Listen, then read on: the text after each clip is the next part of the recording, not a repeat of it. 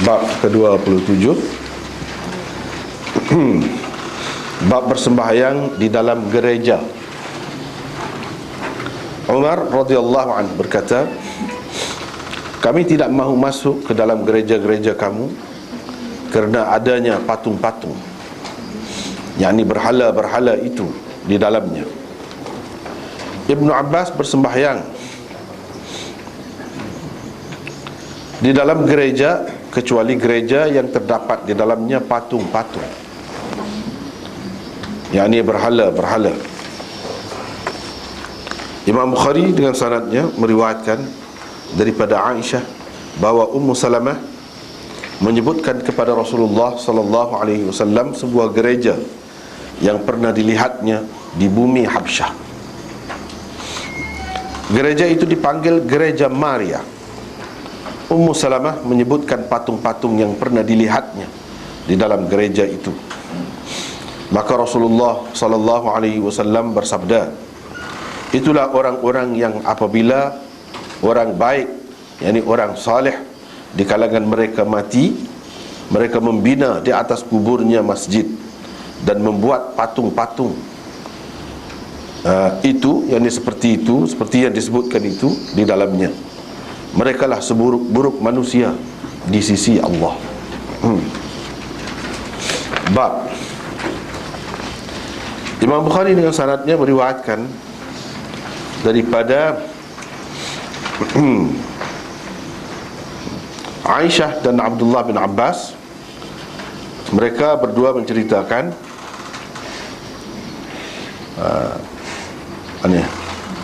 tidak lama sebelum Rasulullah sallallahu alaihi wasallam wafat, pernah baginda menudung mukanya dengan kain selimut, dengan kain selimutnya. Apabila terasa panas, baginda membukanya lalu bersabda, laknat Allah ke atas Yahudi dan Nasara, mereka telah menjadikan kubur para nabi mereka sebagai masjid, yakni tempat ibadat. Baginda mengingatkan umatnya agar tidak melakukan apa yang telah dilakukan oleh mereka itu. Dengan sanadnya Imam Bukhari meriwayatkan daripada Abi Hurairah bahawa Nabi SAW bersabda, Allah melaknat orang-orang Yahudi, mereka menjadikan kubur para nabi mereka sebagai masjid, yakni tempat ibadat. Bab sabda Nabi SAW, bumi ini dijadikan untukku sebagai masjid, yakni tempat sembahyang, dan sebagai bahan untuk bersuci. Dengan sanadnya Imam Bukhari meriwayatkan daripada Jabir bin Abdullah, katanya Rasulullah SAW bersabda, diberikan kepadaku 5 perkara yang tidak pernah diberikan kepada seorang pun nabi sebelumku. Pertama, aku diberi pertolongan dengan kegerunan musuh terhadapku pada jarak kejauhan sebulan perjalanan. Kedua, bumi ini telah dijadikan untukku sebagai masjid, yakni sebagai tempat bersembahyang dan sebagai bahan untuk bersuci. Oleh itu sesiapa sahaja dari kalangan umatku hendaklah bersembahyang apabila telah masuk waktunya, yakni biar di mana sekalipun dia berada. Ketiga, dihalalkan untukku dan umatku, yakni berdasarkan riwayat yang lain, harta ghanimah, iaitu harta rampasan perang. Keempat, seseorang nabi itu diutuskan untuk kaumnya sahaja, tetapi aku diutuskan untuk manusia seluruhnya. Dan kelima, diberikan kepadaku syafaat, yakni kuasa untuk menolong orang lain pada hari kiamat nanti. Yang istimewa lah, yang istimewa. Kita tengok semula bab yang ke-27 tadi. Imam Bukhari masih lagi bincang tentang masjid dalam maknanya yang umum. Masjid dalam maknanya yang umum, bukan dalam maknanya yang khusus, iaitu satu bangunan atau binaan ataupun kawasan tempat yang diniatkan sebagai masjid tu bukan hak tu. Ni masjid dalam makna yang umum, iaitu sebagai tempat sembahyang. Sebagai tempat sembahyang, asas dia, pegangan dia, asasnya iaitu hadis akhir sekali kita baca saat ni, bab yang terakhir, iaitu bab yang ke-29. Itu asas Imam Bukhari dalam perkara ni, iaitu sabda Nabi SAW, ju'ilat liyal ardu masjidan wa tahura. Dan itu pun tajuk yang dia buat sebagai penutup perbincangan tentang masjid dalam maknanya yang umum, iaitu tempat sembahyang, tempat yang boleh kita sembahyang. Banyak dah sudah dibincangkan sebelum pada ni. Ni dia nak bincang tentang sembahyang dalam bi'ah pula, dalam gereja macam mana. Dah kata bumi ini semuanya dijadikan untuk sebagai tempat sembahyang, jadi bolehkah sembahyang dalam gereja? Itu timbullah persoalan. Bolehkah sembahyang dalam gereja? Gereja tu pun bumi juga, sebahagian daripada bumi juga. Dah kata atas bumi ni boleh berlaku. Jadi dalam gereja lagu mana? Itu timbul persoalan. Dia nak jawab dia dengan adakan bab ini, dia jawablah boleh dalam gereja sekalipun. Boleh. Asalkan kita tidak niat nak menyembah patung dalam dia tu. Ada, kita kerana Allah, walaupun dengan menghadap dia. Kebetulan katakanlah kita nak sembahyang dalam gereja tu, patung dia tu berhala lah, kita kata duduk menghadap ke kiblat kita, kita terpaksa kena menghadap kot tu. Kalau tidak menghadap tu mungkin kurang sikit kemuskilannya. Walaupun dalam gereja tu pun berasa keberatan dah, kita kata ni kalau menghadap pun tak apa, sah sembahyang itu. Sebab apa? Sebab asasnya ju'ilat liyal ardu masjidan wa tahura. Bumi ini dijadikan untukku sebagai masjid. Itu masjid dalam maknanya yang umum. Padahal gereja tak ditakkan masjid. Gereja-gereja lah. Tapi masjid dalam makna yang umum, iaitu tempat sembahyang. Itu pun boleh juga kita buat sebagai tempat sembahyang. Dia sebutkan masjid juga. Jadi kalau orang kata mana boleh tempat lain dinamakan masjid, masjid-masjid ni kita maklum tak? Tidak gitu. Tidak gitu. Nabi SAW sendiri sebut masjid ni, tak bumi ni, mana-mana kawasan, itu orang panggil masjid. Mana tempat yang kita boleh buat sembahyang, asalkan suci zahir dia, bolehlah kita bersembahyang.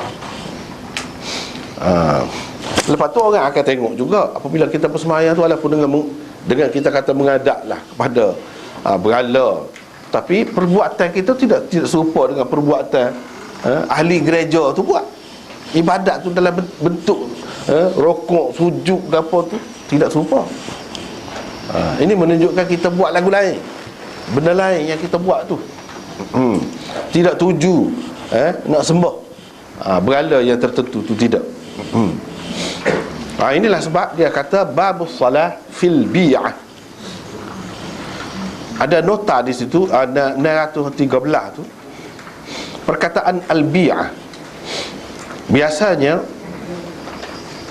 diterjemahkan dengan biara. Biara di dalam bahasa Melayu biasanya dipakai untuk rumah ibadat orang-orang Yahudi.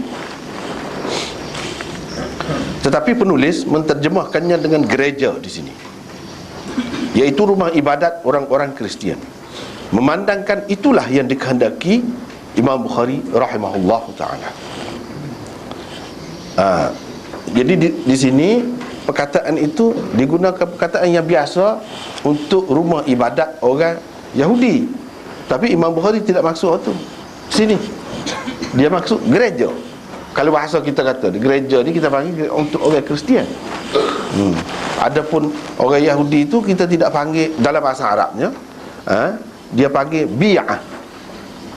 Bi'ah.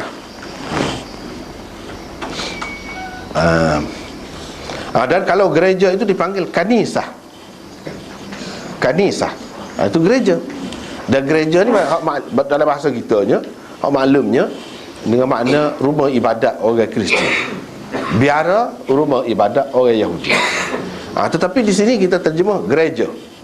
Sebab Imam Bukhari maksudkan di sini ialah rumah ibadat orang Kristian, bukan Yahudi.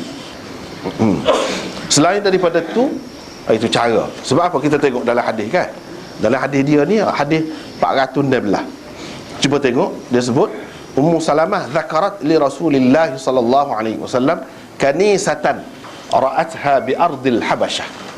Ummu Salamah rayak ke Nabi, dia pernah tengok satu kanisah. Dia tidak sebut bi'ah. Cuba tengok. Hadis bawah tajuk ni ada saja. Saja. Dalam tu dia sebut kanisah, bukan sebut bi'ah. Kanisah mana gereja. Memang pun hak ni, hak di Habsyah ni, hak dia tengok ni gereja, hak orang Kristian, bukan orang Yahudi. Lepas tu apa ya Imam Bukhari buat dalam tajuk dia bi'ah, sedangkan dalam hadis dia sebut kanisah. Sepatutnya kita kata babus salah fil kanisah, baru sesuai dengan hadis hak dia orang itu, baru sesuai. Memang dia jenis orang pelik kan. Memang jenis orang pelik ni, dia buat banyak perkara tak serupa dengan orang. Jadi kita kena faham cara dia tu, cara dia. Kalau tidak kita terjemah biara pula. Bab persembahyang di dalam biara, bab gereja, tapi dalam hadis dia sebut gereja kanisah. Imam Bukhari ni sebenarnya dia bukan seorang ulama hadis saja, dia ulama ahli bahasa juga dia. Ahli bahasa Arab yang sangat tinggi, sangat tinggi kedudukannya. Tak apalah, dia nak rayak di sini walaupun dia sebut bi'ah, tapi maksud bi'ah ini serupa dalam hadis tu, iaitu kanisah. Coba kita tengok nota lagi. Di dalam bahasa Arab, perkataan al-bi'ah sering kali dipakai dengan makna gereja. Itu hakikatnya. Iaitu rumah ibadat orang-orang Kristian. Sebab itulah Al-Jauhari berkata, Al-Jauhari ini pakarlah, rujukan utama lah kalau bahasa Arab. Al-Jauhari berkata, Al-kanisah wal-bi'ah lin-nasara. Bermaksud kanisah dan bi'ah ialah rumah ibadat orang-orang Kristian. Jadi Imam Bukhari nak isyarat kepada perkataan ini juga diguna untuk makna gereja, bukan biara saja. Bahkan maklum dalam bahasa Arab tu bi'ah dengan makna gereja. Hak dalam Quran sebut lahuddimat sawami'u wa bi'un wa salawat wa masajidu. Bi'ah tu jamak kepada bi'ah lah. Sebab tu kalau kita tengok kitab-kitab tafsir pun bi'ah di situ dengan makna gereja, hak orang Kristian. Dia nak isyarat tu. Dia nak isyarat hak dalam Quran tu, kalau kamu baca jumpa hak tu, perkataan tu, hak tu dengan makna gereja tu. Jangan kamu pakai dengan makna biara, supaya aku pakai sekarang. Percaya dia Imam Bukhari kalau dia menulis, dia ingat sama Quran. Mesti ada kaitan, jangan lupa pada Quran. Hak dalam Quran tu perkataan ni dipakai dengan makna apa? Dengan makna gereja. Makna siapa dia boleh lawan Quran? Ahli bahasa mana boleh lawan Quran? Dah kalau Quran sudah terima dah perkataan ni untuk gereja, apa saya tak boleh pakai? Itu dia. Sebab itulah saya pakai.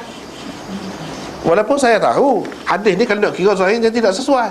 Hak ni baru gereja sebetulnya, kanisah maklumnya. Orang lain pun terima. Bi'ah tu tidak semua terima. Tapi Imam Bukhari nak ajar kita supaya dekat dengan bahasa Al-Quran. Jangan lupa bahasa Al-Quran. Itu salah satu keunikan kitab Bukhari ni. Memang begitu cara dia. Dia akan ada isyarat semua. Jangan putus hubungan dengan Quran. Kamu nak mahir dari segi bahasa Arab kau apa, jangan lupa Quran. Jangan tinggal.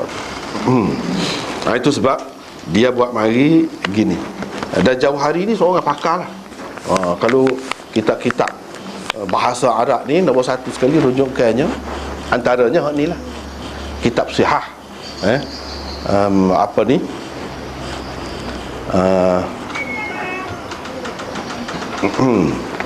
Kitab Sihah dan kitab Tajul Lughah, mahkota dalam bahasa Arab ni. Hak ni. Tetapi dalam sejarahnya pengarang dia tu Jauhari, Al-Jauhari, dia gila.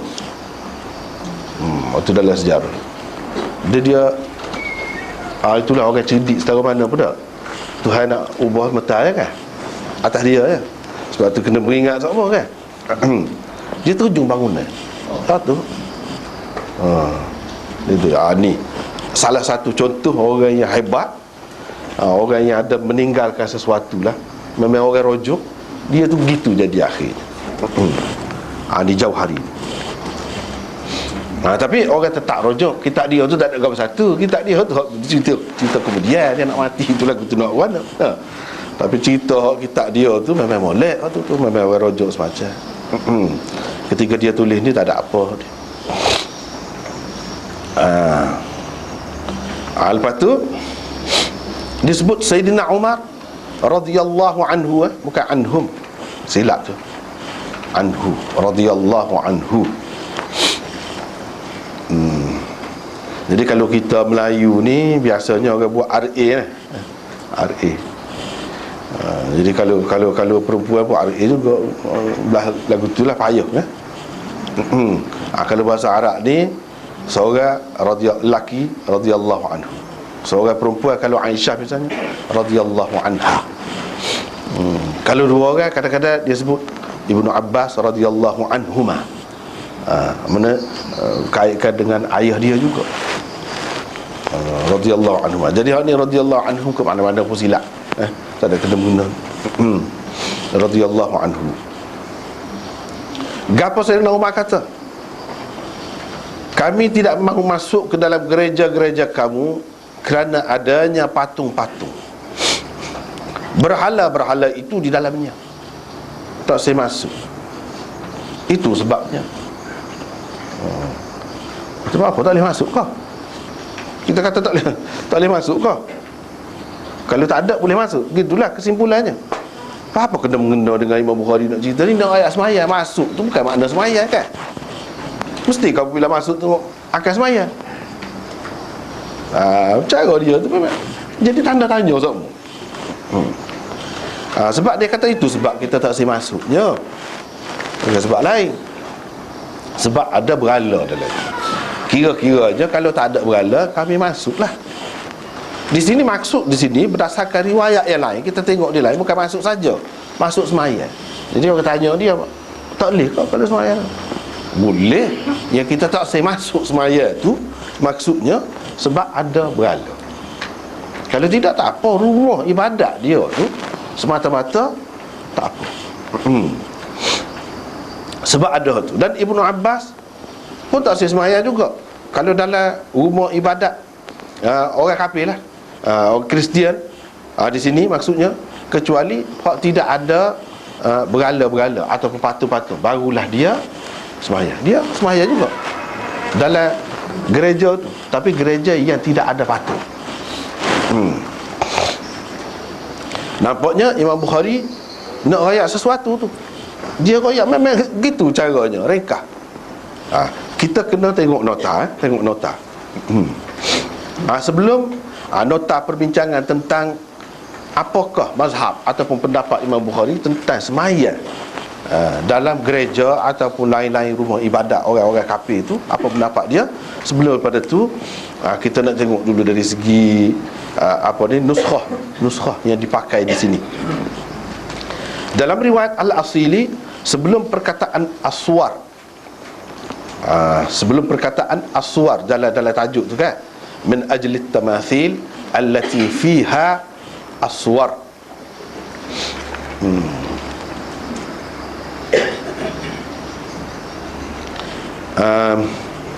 Ada waw di situ, iaitu wawul atf dari segi nahwunya, gitulah.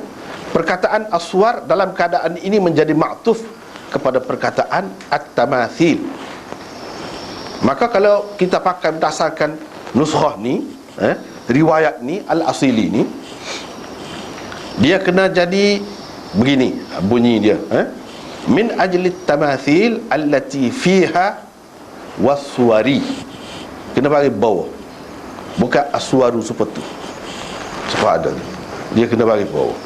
Sebab bila ada wa, Perkataan saya ni mengikut kaedahnya, dia jadi maktuf kepada hak sebelumnya. Hak sebelum pada dia tu bagi bawah, dia kena bagi bawah juga. Kalau pakai hak tu, dan kalau pakai hak tu selesai banyak perkara, tidak ada kemuskilan mana ni di sini tajuk ni. Tapi dengan sebab tak ada waw tu di situ dalam banyak nuskhah, di situ menimbulkan kemuskilan sikit. Menimbulkan kemuskilan sedikit.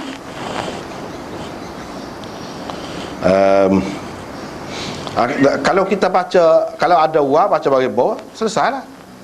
Apa yang tak boleh masuk? Sebab ada berala-berala dan gambar-gambar. Bukan berala saja toko tu, tetapi sebab ada gambar-gambar, gambar-gambar lukisan.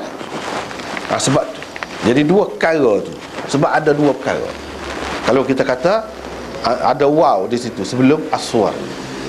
Tapi kalau kita kata tak ada waw di situ, supaya kebanyakan nuskah kebanyakan ni boleh kita baca banyak cara juga, dari segi nahwu lah, dari segi nahwu. Walaupun tak ada sebut sini tu sebab tak saya pajah tu. Kalau kita kata aswaru bagi depan, ni kepada orang nak tahqiq masalah ni lah, baris-baris ni. Kalau kita kata aswaru, dia boleh jadi sebagai khabar kepada mubtada yang mahdzuf. Ini dari segi nahwu. Kepada ngaji nahwu tu dia boleh nakal lah. Yang keduanya, kita boleh kata, kalau kita kata aswari, kalau kita kata aswari tak ada waw sebelum pada ni, dia jadi badal. Dari segi kaedah kepada at-tamathil. Jadi itu kaedahnya. Orang nak bincang panjang tu tak payahlah rasanya. Gitulah. Jadi badal kepada at-tamathil. Kalau kita kata baca bagi data, aswara boleh juga. Jadi maf'ul kepada fi'il yang mahdhuf. Itulah secara ringkas. Sebab itulah kita terjemuh tadi, terjemuh data tu tak ada apa-apa. Mana kita pakai hak tula lah. Kita pakai hak tula. At-tamathil dengan aswar ni hak tula. Sebab aswar tu jadi badal kepadanya. Sebab tu terjemah kerana adanya patung-patung itu di dalamnya, iaitu berhala-berhala tu. Gitulah kira-kiranya kalau nak sebut suku. Gapo dia patung-patung tu? Iaitu berhala-berhala. Jadi aswar itu menjelaskan makna patung tu. Menjelaskan makna patung tu. Terjemahan kalau berdasarkan riwayat Al-Asili, kalau ada waw tadi, terjemahannya beza sedikit. Iaitu kami tidak mahu masuk ke dalam gereja-gereja kamu kerana adanya patung-patung, yakni berhala-berhala dan gambar-gambar itu. Ada dan gambar-gambar. Itu bezanya. Tak apalah, itu ringkas saja. Lepas tu kita pergi kepada nota 615 tu. Para ulama berbeza pendapat tentang bersembahyang di dalam gereja. Ada beza pendapat, khilaf lah. Beza pendapat tu maksudnya khilaf lah. Gereja ke, biara ke, atau rumah-rumah ibadat orang-orang kafir yang lain.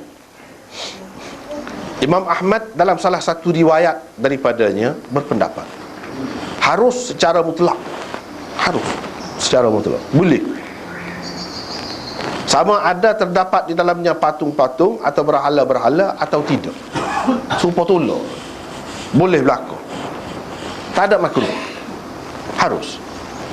Ini pendapat Imam Ahmad.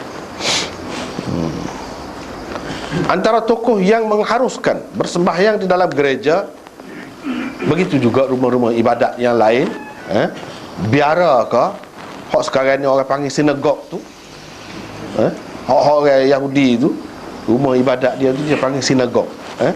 Tu tak apalah bahasa kita, bahasa orang putih.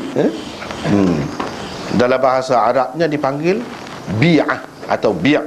Supaya ataupun kuil ke, kuil, biasanya kita kata kuil ni Hindu, nah. Ataupun ketik, kalau kita kata ketik tu Siam, nah. Ataupun kita kata gurdwara, gurdwara tu puak-puak Sikh. Ataupun kita kata mandir, nah, ikut support. Berhala tu ada so ke banyak ke, so keliling ke, dah. Ada tak kira. Bagi orang yang mengharuskan, dia kata harus. Harus tu maksudnya tanpa makruh. Sah, tak ada apa satu. Kalau makruh boleh jadi pahala tu kurang kau sikit, tak ada kau. Pahala tu sekadar sah saja. Ni dah. Ni ramai ni. Antaranya ialah Abu Musa al-Asy'ari, Umar bin Abdul Aziz Asy-Sya'bi, Atha bin Abi Rabah, Ibnu Sirin, Ibrahim An-Nakhai, Al-Auza'i dan lain-lain.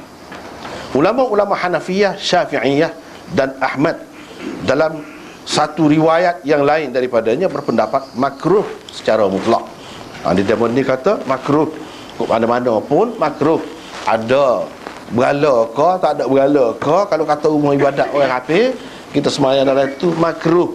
Sembahyang sah juga, cuma makruh. Sebab apa? Sebab dia pun tak berani juga nak langgar hak tu hak pegangan Imam Bukhari ni. Ju'ilat liyal ardu masjidan. Bumi ini dibuat untukku, dijadikan untukku sebagai masjid. Masjid boleh buat sembahyang. Jadi hak tu pun bumi juga, termasuk dalam sebahagian daripada bumi juga. Imam Bukhari dan Imam Malik berpendapat makruh jika di dalamnya ada berhala atau patung, dan harus tanpa makruh jika ia kosong daripadanya. Itu beza. Kita tahu mana yang Imam Bukhari di belakang tu ada perincian. Kalau ada berhala makruh, sah juga, cuma makruh. Kalau tak ada berhala, tak ada makruh, harus sah sembahyang tu, dan lebih baik lagi lah kedudukannya daripada kalau ada berhala. Itu pendapat dia. Kita tahu mana? Ulama-ulama tahu daripada kajian dan penelitian mereka, cara-cara Imam Bukhari. Kita tahu dah, dia tahu dah. Begitu juga kita, kalau mana-mana baca kitab tu tahu, ni kata gini, ni kata gini, ada beberapa pendapat kan. Dia pun tahu dalil masing-masing pun dia tahu. Dia tahu amari dalil orang lain, dia amari hak dia, menunjukkan dia faham lagu ni lah. Sayyidina Umar pun tak boleh masuk, tak apa sebab? Sebab ada berhala dalam tu. Kalau tak ada berhala, tak apa. Tapi kalau ada berhala pun mana tak boleh masuk langsung sembahyang, tak sah kan? Tak. Boleh juga sekadar makruh. Makruh pun dia tak boleh buat dah. Begitu juga Ibnu Abbas. Ni dua orang tokoh ni, dia jadikan sebagai apa nama ni, ikutan dia. Ikutan dia. Ini ada dalil yang kuat. Ada beza antara rumah ibadat yang ada berhala dengan hak tak ada berhala. Beza. Dia ambil, kita kata ambil jalan tengah lah. Jalan tengah. Hak tadi satu pendapat tu kata secara mutlak ada berhala ke tak ada berhala ke makruh berlaku. So lagi, ada berhala ke tak ada berhala harus berlaku. Rupa je. Dia ambil jalan tengah, iaitu kalau ada berhala di dalamnya makruh, kalau tak ada berhala harus. Apa dalilnya, buktinya? Ni dia ambil Sayyidina Umar. Sayyidina Umar lagu tu, Ibnu Abbas pun lagu tu juga. Ini dua orang tokoh besar. Sayyidina Umar ni menjadi rujukan. Sebab itulah mengikut Syah Waliullah. Dulu saya sudah tulis dah tentang fiqh Syah Waliullah, fiqh Sayyidina Umar yang ditulis oleh Syah Waliullah. Dan saya ada buat nota lah. Namanya Mazhab Fiqh Sayyidina Umar. Dalam tu Syah Waliullah sebut, tu adalah sebahagian daripada kitab dia, Izalatul Khafa an Khilafatil Khulafa. Kitab tu tebal, dalam bahasa Farsinya tebal. Kemudian diterjemah ke dalam bahasa Urdu 4 jilid. So, jadi kita ambil sebahagian daripada hak tu, hak fiqh Sayyidina Umar. Sebab memang istimewa. Mengikut Syah Waliullah, Apa ya dia tulis suku berasingan fiqh Sayyidina Umar ni? Dia kata mengikut dia. Kalau dalam istilah biasa ni usul fiqh ni orang anggap imam ni imam mujtahid mutlak, hak ni mujtahid tarjih, hak ni mujtahid fatwa, hak ni mujtahid muntasib dan sebagainya. Ada istilah-istilah tu. Hak sebenarnya kata dia imam hak paling besar kan Sayyidina Umar. Imam Syafi'i ko Imam Abu Hanifah ko, kalau nak banding dengan Sayyidina Umar tidak mutlak lagi. Sayyidina Umar tu hak mutlak dia kata dia. Hak lain-lain ni masih ikut dia banyak terikat dengan aliran dia. Jadi bapak mujtahid mengikut dia je. Begitulah kita boleh kata bapak mujtahid dalam Islam ni ialah Sayyidina Umar kalau di kalangan umat Nabi. Untuk fiqh, jadi orang lain tak dapat tidak kena pergi kepada dia juga. Memang sangat istimewa Sayyidina Umar ni. Dan anak murid Sayyidina Umar hak nombor satu ialah Ibnu Abbas. Ibnu Abbas ni dia tak ada dengan Nabi sendiri, banyak perkara dia tak ada, dia budak lagi. Tapi dia jadi murid khusus kepada Sayyidina Umar. Sebab apa jadi lebih Ibnu Abbas? Sebab itulah Imam Syafi'i dalam mazhab dia asas, kalau rujukan utama di kalangan sahabat ialah Ibnu Abbas. Orang kata apa ya rujuk kepada budak kecil? Semasa zaman Nabi tu lah, dia masih remaja, belasan tahun Nabi meninggal. Belasan tahun. Berapa ya rujuk kau kecil ni? Ibnu Mas'ud ada tua lagi, lama duduk dengan Nabi. Ia dijadikan rujukan oleh mazhab Hanafi, Ibnu Mas'ud. Berapa ya Imam Syafi'i ni buat Ibnu Abbas? Jawabnya sebab dia ni anak murid khusus, anak murid nombor satu Sayyidina Umar. Sayyidina Umar tu sendiri ada kelebihan. Bila orang dia jadi anak murid dia, jadi serupa dengan dia, serupa dengan Sayyidina Umar, mana boleh lawan. Itu alasan dia. Kalau tidak orang Muslim, apa yang ambil orang kecil ni? Dia tak ada banyak perkara dengan Nabi, tak ada. Sebahagian daripada masanya semasa belum balik bersama dengan Nabi. Tapi apa ya Imam Syafi'i utamakan dia? Kalau dalam rujukan fiqh dia, mazhab dia, Ibnu Abbas. Inilah sebab itulah Imam Bukhari buat mari lepas Sayyidina Umar, Ibnu Abbas. Isyarat juga kepada ni anak buah dia. Sayyidina Umar hak bapak dia. Ni anak buah dia, anak butir dia kita kata. Anak butir dia. Dan Sayyidina Umar selalu bawa ke mana-mana dalam majlis dia ke apa? Ibnu Abbas. Orang Muslim apa tak bawa orang lain? Lama lagi budak-budak lain. Dia kata tidak serupa orang lain ni. Nak tahu? Itulah nak tahu. Dia pernah adalah uji. Dia nak tahu. Boleh nak tahu. Tanya dia. Tanya orang lain. Tak boleh jawab. Tanya dia pro jawab saja. Budak. Itu semasa budak. Lepas pada tu memang jadi rujukan lah. Alim besar lah Ibnu Abbas ni. Jadi dua orang tokoh ni Imam Bukhari kata pendapat dia begini. Bapa kita tidak nak utama pendapat ni? Bapa kita nak utamakan pendapat lain daripada ni? Semestinya kita jadikan hak ni sebagai rujukan. Sebab itulah bagi dia je saya pilih hak ni kata dia. Iaitu makruh kalau ada berhala. Kalau tak ada berhala harus.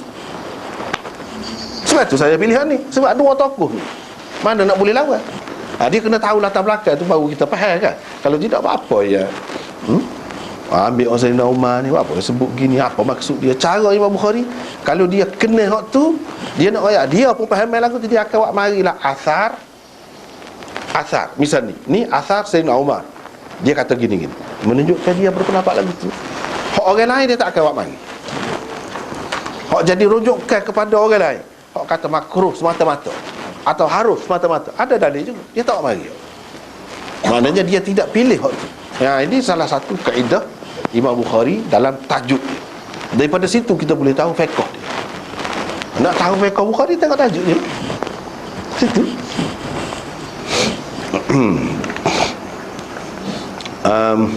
Ada dia kata Ibnu Abbas bersembahyang, tidak bersembahyang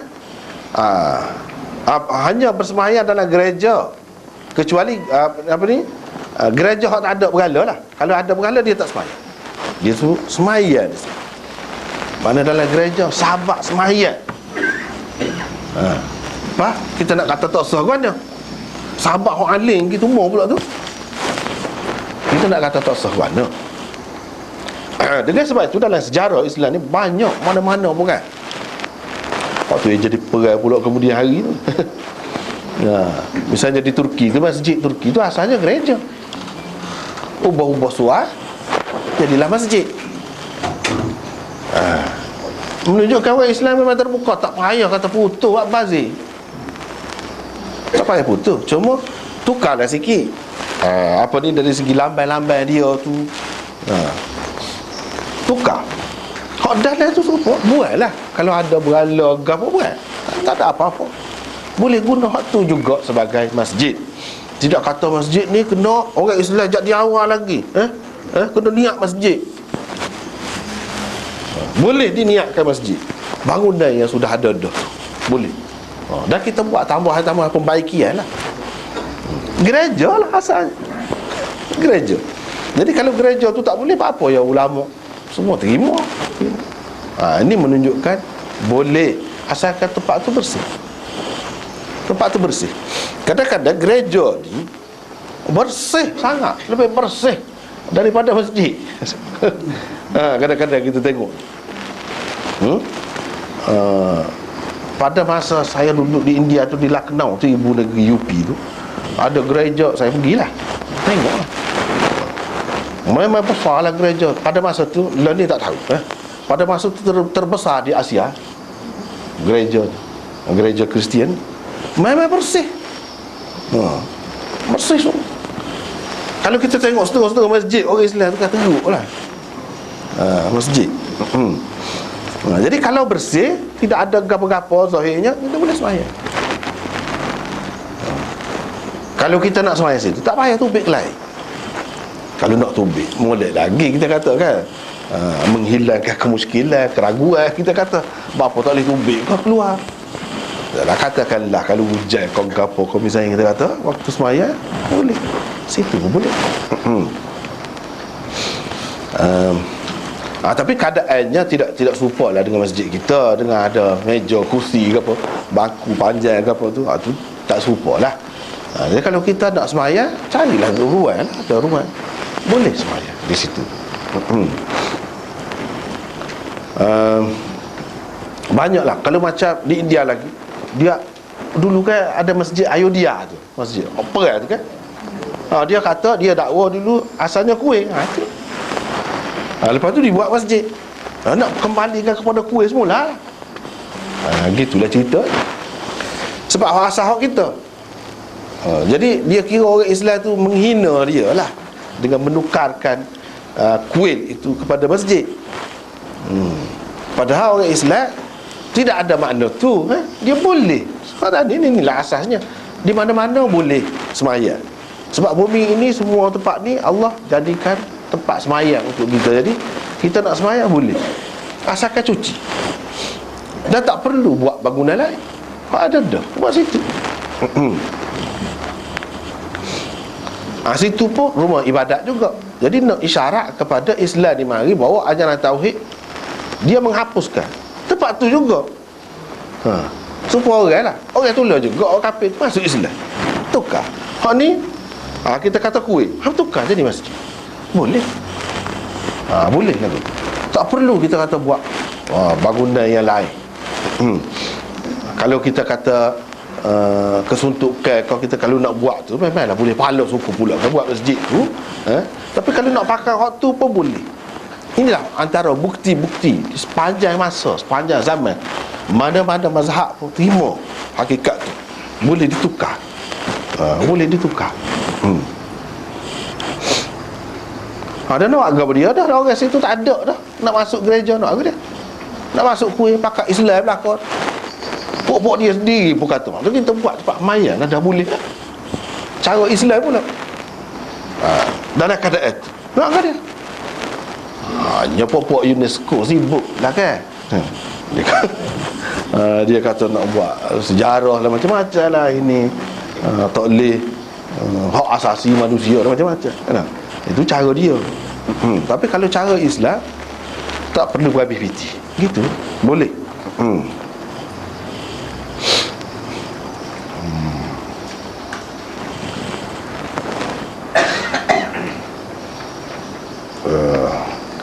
Ini juga salah satu pendapat Ahmad. Jadi pendapat Ahmad dalam masalah ni ada 3, dinukilkan ada 3. Tapi pendapat dia yang masyhur yang pertama tadilah, iaitu harus dalam semua keadaan boleh. Bukhari mengemukakan asar Umar dan Ibnu Abbas radhiyallahu anhuma untuk membuktikan kebenaran pendapatnya. Apa dia mari hak dua orang ni, hak dia lebih kemahlah. Kerana mereka berdua adalah antara tokoh yang sependapat dengan beliau dalam masalah ini. Jadi kuatlah. Tapi kuat-kuat pun kita kata kena bagi sanak dulu. Mana tahu takut benda ni tak ada asas kau. Sebab Imam Bukhari sebut dalam tajuk dia secara ta'liq, orang panggil. Secara ta'liq mana tak sebut sanad dia. Dia kata Umar kata, Ibnu Abbas gini-gini buatnya. Wah, mana dia dan dengan demoninya? Tak ada, sebab kita tak ada. Dia kenalah ada sanad. Ni. Sebab itulah ulama-ulama ambil berat benda ni. Takut-takut orang kata hak dia buat dalil tu tak kemah mana.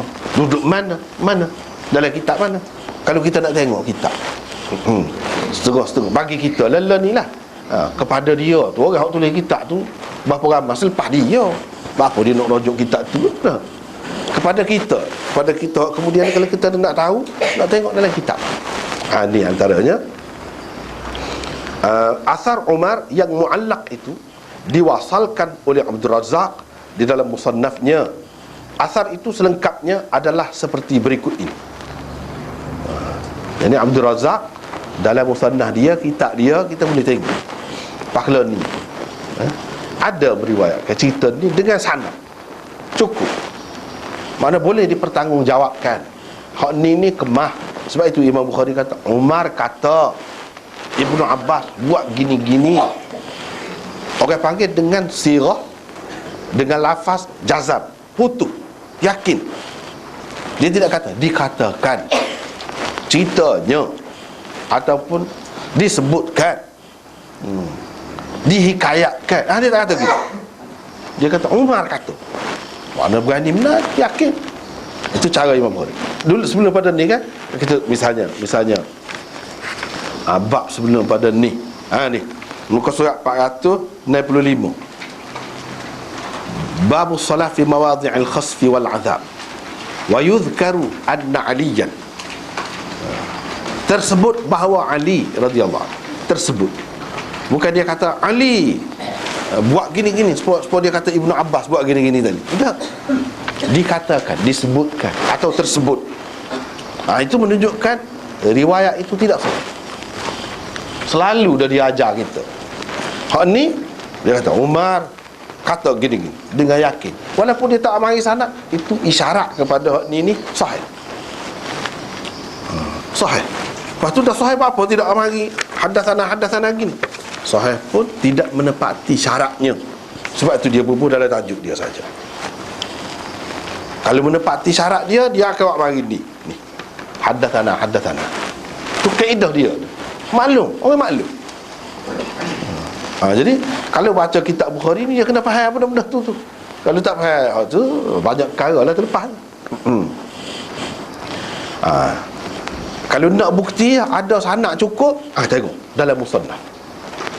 Ni dengan sanad dia, Abdul Razak an Ma'mar an Ayyub an Nafi' an Aslam anna Umar hina qadima Syam sana'a lahu rajul min an-nasara ta'ama wa qala li Umar inni uhibbu an taji'ani wa tukrimani anta wa ashabuk wa huwa rajulun min 'uzama'i an-nasara faqala Umar inna la nadkhulu kanaisakum min ajli as-suwar allati fiha yani at-tamathil, yani at-tamathil.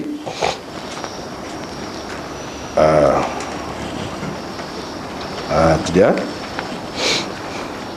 Bermaksud Abdul Razak meriwayatkan daripada Ma'mar dan seterusnya. Aslam katanya bahawa ketika Umar datang ke Syam, ada seorang lelaki Kristian telah menyediakan jamuan makan untuknya. Dia berkata kepada Umar, sudilah kiranya Tuan, kita sebut engkau tu sebab bahasa Arab dia serupa serupa engkau lah kau, mengikut asalnya. Kalau kita bahasa kita ni, kita kata Tuan lah. sudilah kiranya engkau dan para sahabatmu menerima jemputanku. Orang itu ialah salah seorang pembesar orang-orang Kristian. Jawab Umar, kami tidak mahu masuk ke dalam gereja-gereja kamu kerana adanya patung-patung itu. Itu ya sebabnya. Maksud beliau dengan kata patung-patung itu ialah berhala-berhala itu.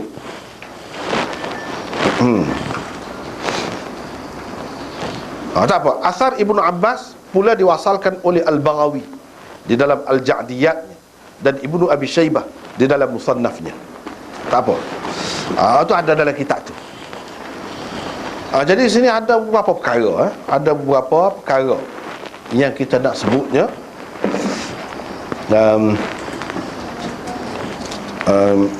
Yang pertama, mungkin setengah-setengah orang tu dia muskil. Apa ya kita terjemah aswar dengan makna patung, dengan makna berhala. Kalau dalam hadis tu kan, mereka adakan suar dulu. Apa ni sebelum ada risalah ni bahkan di sini pun ada dalam risalah ni, muka surat 454. Cuba tengok di situ. 454. Itu dalam hadis tu. Hadis Ummu Habibah juga dan Ummu Salamah, mereka berdua sebut royak kepada Nabi tentang gereja yang pernah mereka lihat di Habsyah. Fiha tasawir, di dalamnya ada tasawir. Lepas tu di ujung dia wasawwaru fihi tilka suwar. Jadi kebanyakan orang dia faham suar ini makna gambar yang tidak bertokok, gambar fotograf, gambar lukis, atas kain ke, atas kertas ke, itu maksud suar. Sedangkan kita terjemah, cuba tengok tu, di dalamnya ada patung-patung. Tasawir bukan gambar-gambar, tapi patung-patung. Lepas tu hak Nabi sebut tu, dibinalah di atas kuburnya sebuah masjid dan dibuatlah patung-patung itu di dalamnya. Bukan gambar-gambar itu. Dalilnya bahawa dalam hadis ni dia banyak perkara bahasa ni pun bahasa mana-mana pun lagu tu. Bahasa mana-mana pun lagu tu. Zaman dulu, suatu ketika zaman dulu orang pakai perkataan ni dengan makna ni. Sampai kemudian perkataan yang sama dengan makna lagu lain. Boleh berlaku begitu. Zaman kemudian hanya dengan satu makna saja. Tapi zaman dahulu bukan dengan satu makna, banyak makna. Walaupun hak ni di sini ni boleh juga dengan makna gambar. Tetapi kalau kita kata gambar, tepat ke tidak? Tak tepat. Bukan gambar. Sebab itu kita tengok hak Bukhari buat hari ni. Min ajli tamathil.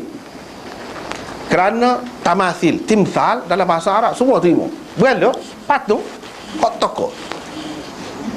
Lepas tu dia kata fi aswar. Apa dia? Tamathil itu suar. Jadi suar dengan tamathil ni sama maknanya. Dengan makna patung-patung, berhala-berhala, bukan dengan makna gambar. Setengah-setengah orang dia kata, tu tak boleh gambar tu. Dalilnya ni. Padahal lain. Betul guna perkataan suar, tasawir, tapi bukan dengan makna gambar. Hak kita maklum. Dah. Dengan makna patung, dengan makna berhala. Hak tu hak lebih tepat. Sebab apa? Cuba kita tengok. Ni tajuk Imam Bukhari buat. Dia pakai suar dengan makna tamathil, dengan makna berhala. Dalam hadis ni pun sebut suar. Imam Bukhari faham hak sebut dalam ni suar juga. Tapi suar tu berhala, bukan gambar semata-mata. Bukan gambar semata-mata. Itu. Dan dalam hadis Sayyidina Umar, dia kata kami tidak mahu masuk dalam gereja-gereja kamu min ajli suar, kerana adanya suar. Apa dia? Yakni maksud dia nya tamathil, patung. Bukan suar tu dengan makna gambar. Dia huraikan maksud dia, maksudnya patung. Jadi kita kena faham lah.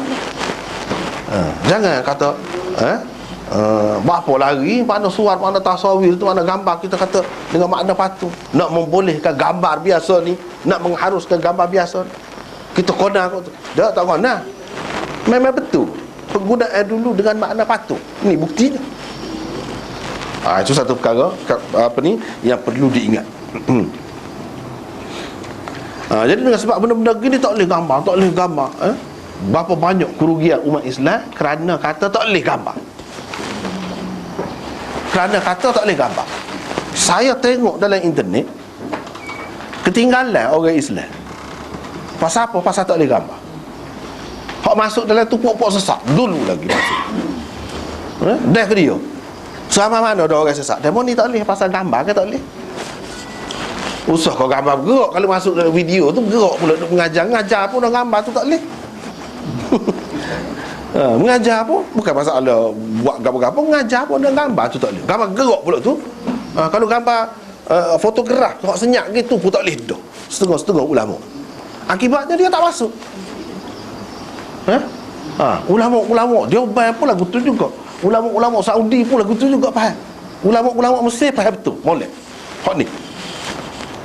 Saya ngaji sana pun saya tak rakam ni. Ulama sana kata tak boleh gambar. Tapi berapa banyak kerugian tengok. Buat dia tak masuk. Hak masuknya pun buat berelui. Buat Syiah. Buat hak sesat masuk. Duk sebar. Duk kacau. Dalam YouTube kau gapo-gapo kau kita kata dalam berapa ramai orang sesat. Tapi lah ni berubah dah pendapat dia betul pun. Nak tak lagi lah tu. Tak betul. Tak lagi. Tapi berapa rugi dah, berapa lama dah terbiar. Keadaannya ni pegang hadis ni gambar. Mana gambar? Sini ditafsirkan dengan makna berhala, patung. Itu maksudnya.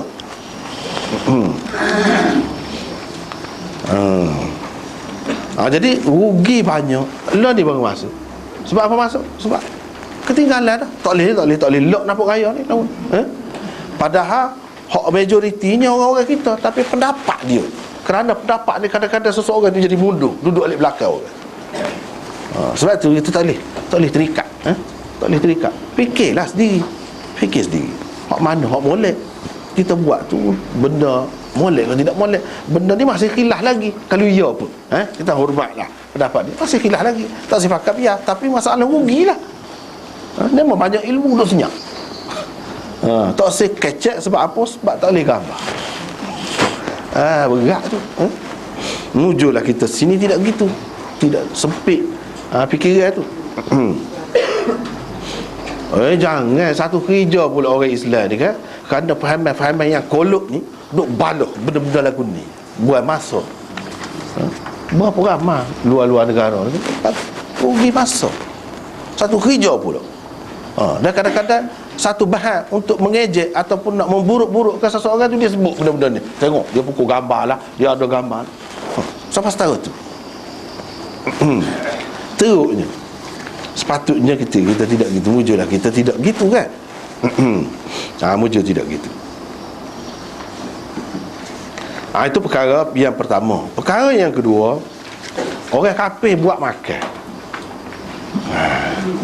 Ini macam ni lah. Boleh ke tidak? Yalah dia hak sehari dua dia kan, baru ni saya pun tak tahu apa cerita tu. Boleh ke tidak? Pada dasarnya boleh. Kalau dalam gereja, kalau dalam gereja, cerita dalam gereja. Cuma saya nak rumah kata dia tak boleh masuk tu sebab ni. Sebab ni. Boleh makan. Ni ahli kitab. Ahli kitab kalau dia sembelih dia memang dalam Quran apa kata boleh makan. Ahlul kitab. Tapi kalau tidak ahlul kitab, kalau kita anggap orang Kristian, Yahudi ni tidak ahlul kitab, dia beli kedai orang Islam, dia jamu kita nak jamu. Tak. Ada dasarnya. Kecuali ada motif politik lain, cerita lain, itu lain cerita, tu bab lain.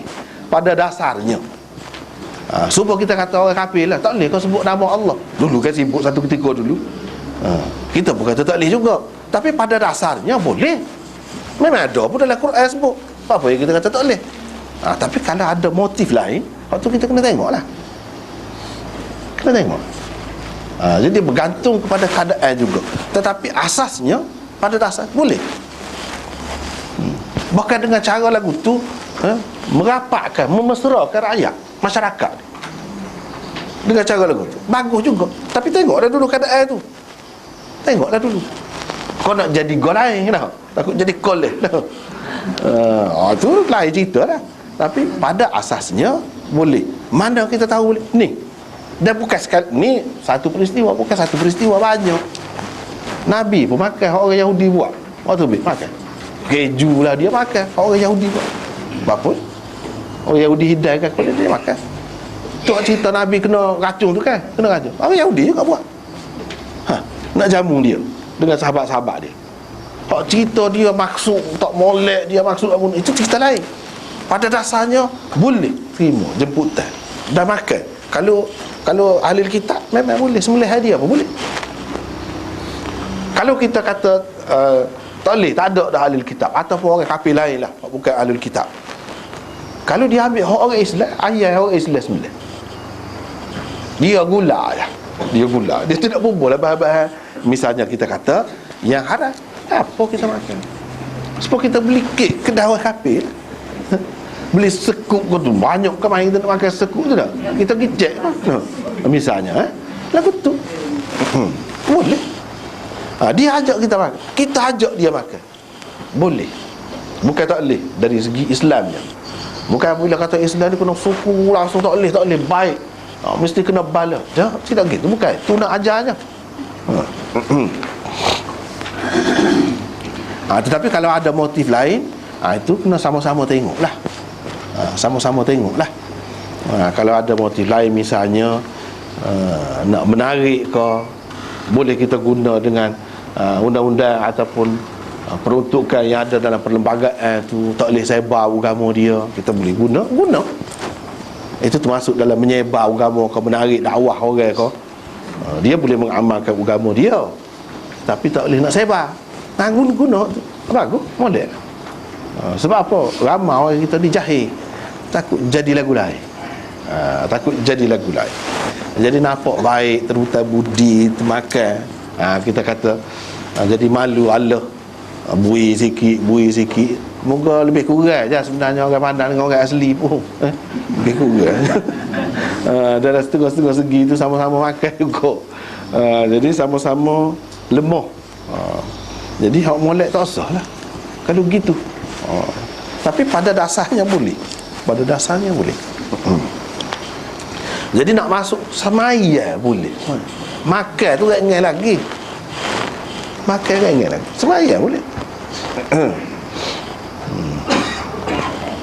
Nak pergi jalan, nak pergi tengok-tengok, boleh. Molek sebenarnya kita pergi tengok. Kita tengok, oh teruk orang kafir ni, sial dia. Benda lagu ni dia boleh sembuh. Kenapa? Lagu ni dia tak boleh fikir. Molek. Dengan banyak kekarutannya masing-masing agama tu kan. Kita pergi kaji, tengok, bagus. Kalau dengan maksud itulah, setengah-setengah orang kita pergi ni jahil kosong, tak tahu apa satu, dia terpengaruh. Makan benda-benda kotor ke apa, jadi tak khabar. Jadi tak khabar tu kan susah lah. Tu dah jadi ulama-ulama tak bui tu. Ada cerita lain. Ia jadi payah lah, tak nampak, gelap perut kata. Cakap royak, bomo kata. Dia ada buah lah. Dengan sebab itu, dia masalah makan minum ni pun kena beringat juga. Kalau tidaklah dipesan kan, berkenaan dengan makan minum. Tetapi gitulah asasnya. Apakah perbezaan di antara bab ini dengan bab 24 yang lalu?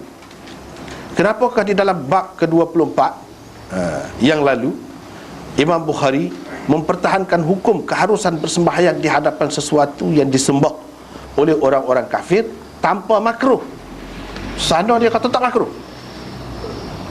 Sedangkan di dalam bab ini pula beliau sependapat dengan Imam Malik dalam memakruhkan sembahyang di dalam gereja yang ada patung-patung atau berhala-berhala. Bab apa?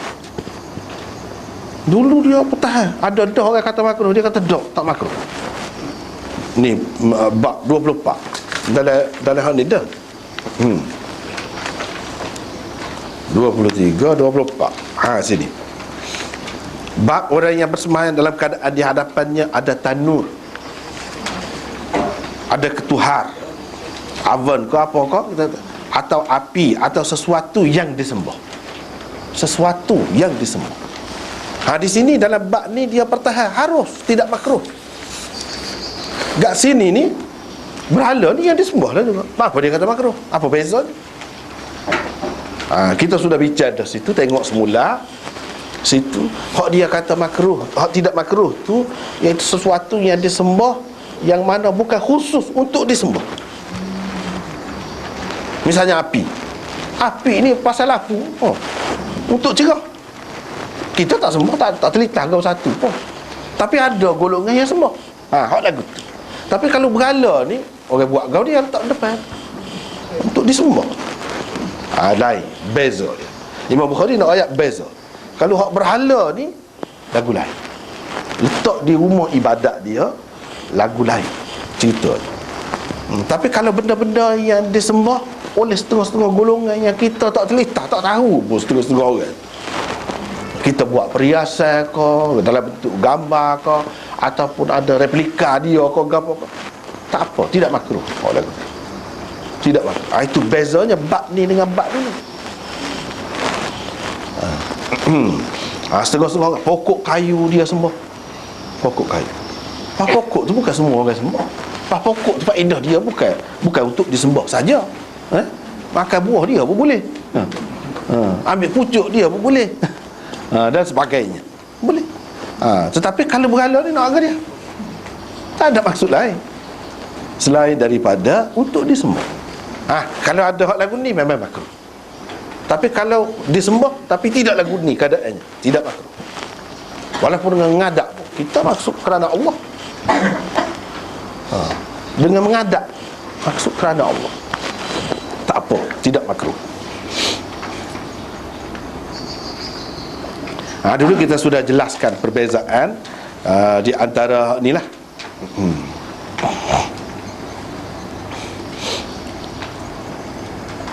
Tak apalah. Lepas tu hadis ni hak dulu juga, hadis ni ada dah dulu berapa kali dah kan. Cuma di sini dia sebut Ummu Salamah saja, di sana dia sebut Ummu Habibah juga. Itu dia beza. Di sini sebut Ummu Salamah saja. Jadi kedua-dua orang ni adalah isteri Nabi SAW. Dan kedua-dua orang ni telah berhijrah. Dua hijrah. Mana dua hijrah ni hebatlah. Bukan sehijrah. Satunya hijrah hak umum ni, hak maklum ni, hijrah ke Madinah. Mereka ni sebelum berhijrah ke Madinah, berhijrah ke Habsyah. Ni cerita Habsyah kan. Hijrah ke Habsyah dengan suami masing-masing. Dengan suami masing-masing. Pergi di sana lama dah duduk. Jadi Ummu Habibah mati suami dia. Ummu Salamah ni suami dia mati kemudian. Ummu Habibah suami dia mati sana. Ni banyak cerita juga. Dia sebarkan suami dia ni masuk Kristian lah, larilah. Dia tak betul. Itu riwayat tidak sahih, tak boleh pakai. Cuma suami dia mati ya. Lepas pada tu Nabi menikah. Menikah tu akad Najasyi di negeri dia, di negeri raja dia, untuk Nabi SAW akad nikah. Tak apalah. Waktu ada lagi perbezaan riwayatnya, tak apalah tu. Jadi isteri Nabi lah kemudiannya di Madinah, balik ke Madinah. Ummu Salamah pun begitu juga. Suami dia ni orang yang kuat. Abu Salamah orang yang kuat, pembela kuat Nabi SAW. Dan isteri dia pun begitu juga. Bila suami dia meninggal dunia, nikah dengan Nabi SAW. Jadi isteri Nabi lah kedua-dua ni. Dia ada pengalaman. Dia pergi balik, dia royak gini. Apa dia lihat di negeri Habsyah. Gereja itu dipanggil Maria. Maria ni kalau Arab kan, kalau orang putih dia panggil Mary nah. Saint Mary apa kan? Mary. Suku Mary tu mana nak? Mary ni kau Mary lain tak tahulah tu. Kalau suku Mary tu maksud Mary ni pula dah. No. Dia ada unsur syirik juga tu. Pak kita makan tak ada satu, tak ada kena tak ada kena bina tu.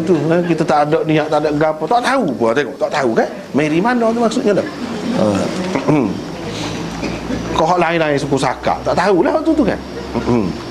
Tapi ejonya lain rasanya. Lain. Jadi gereja Maria.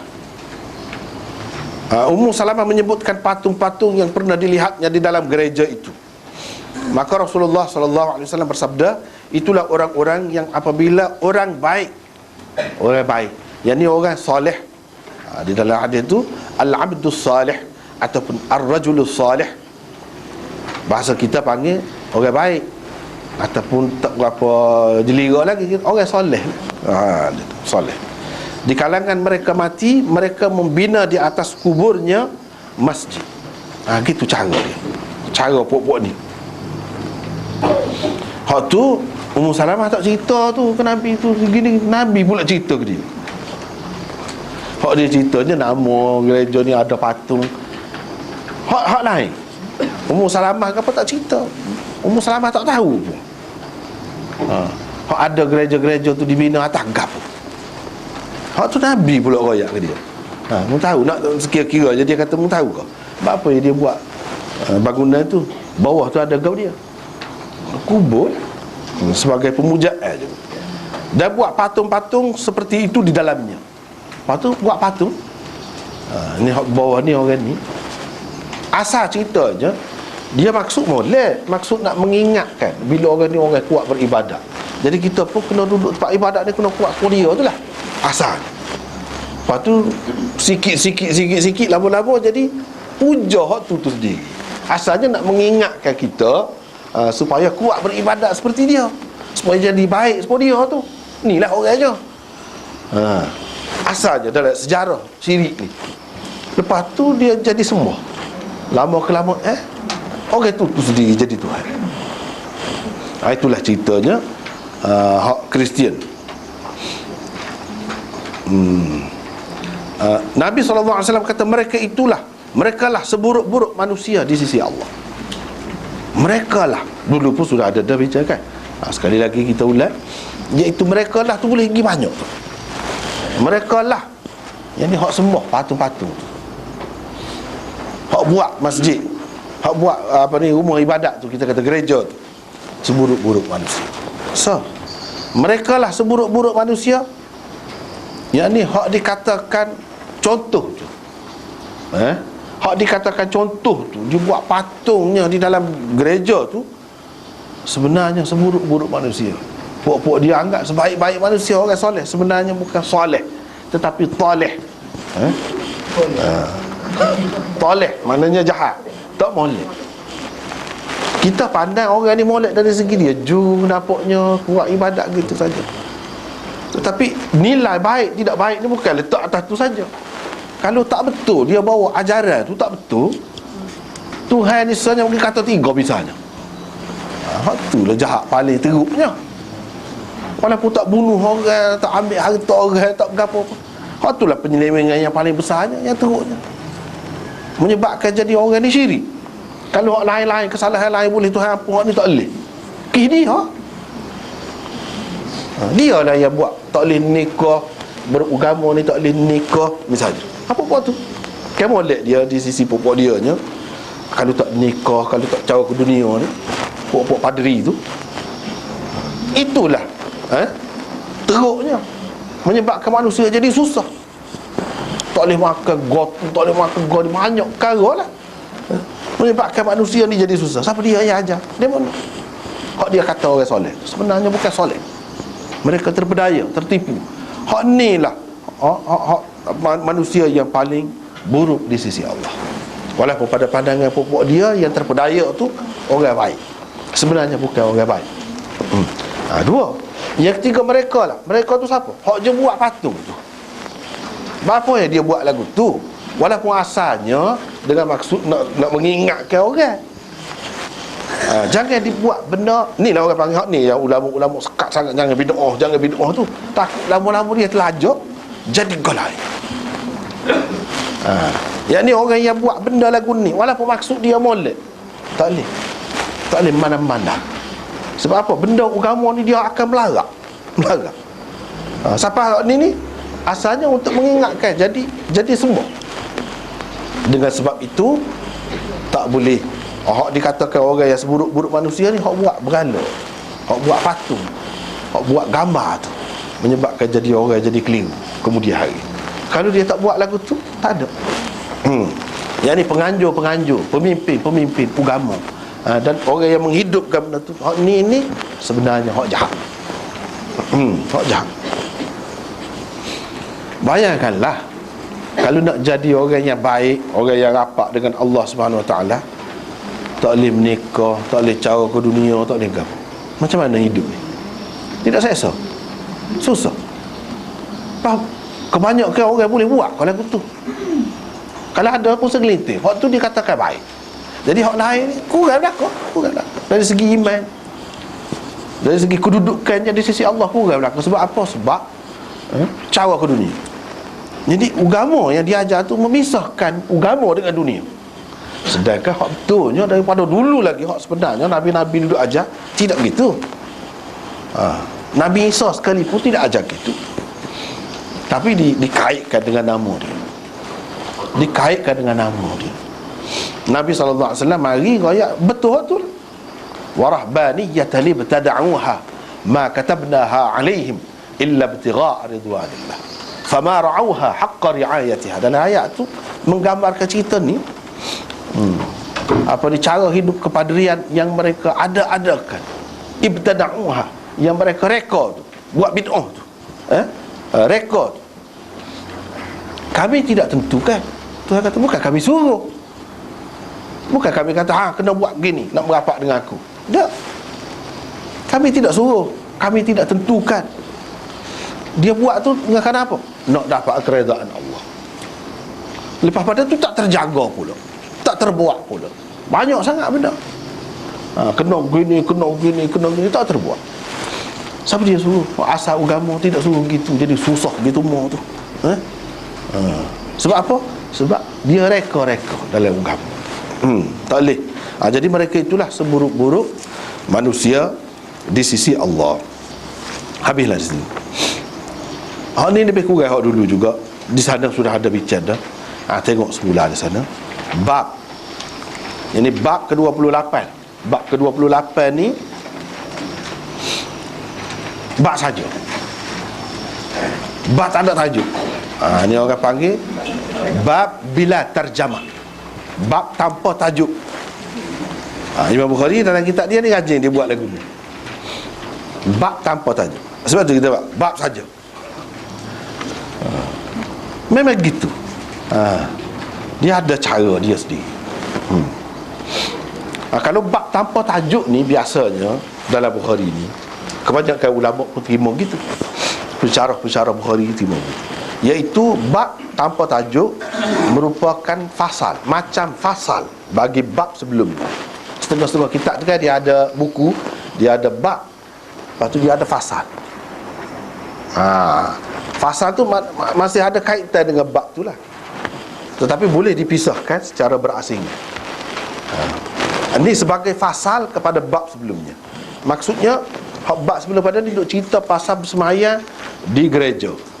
Bab selepas ni pun ada kena mengena dengan hak tu lah juga, tapi benda lain pula. Jadi hak saat ni gereja Kristian.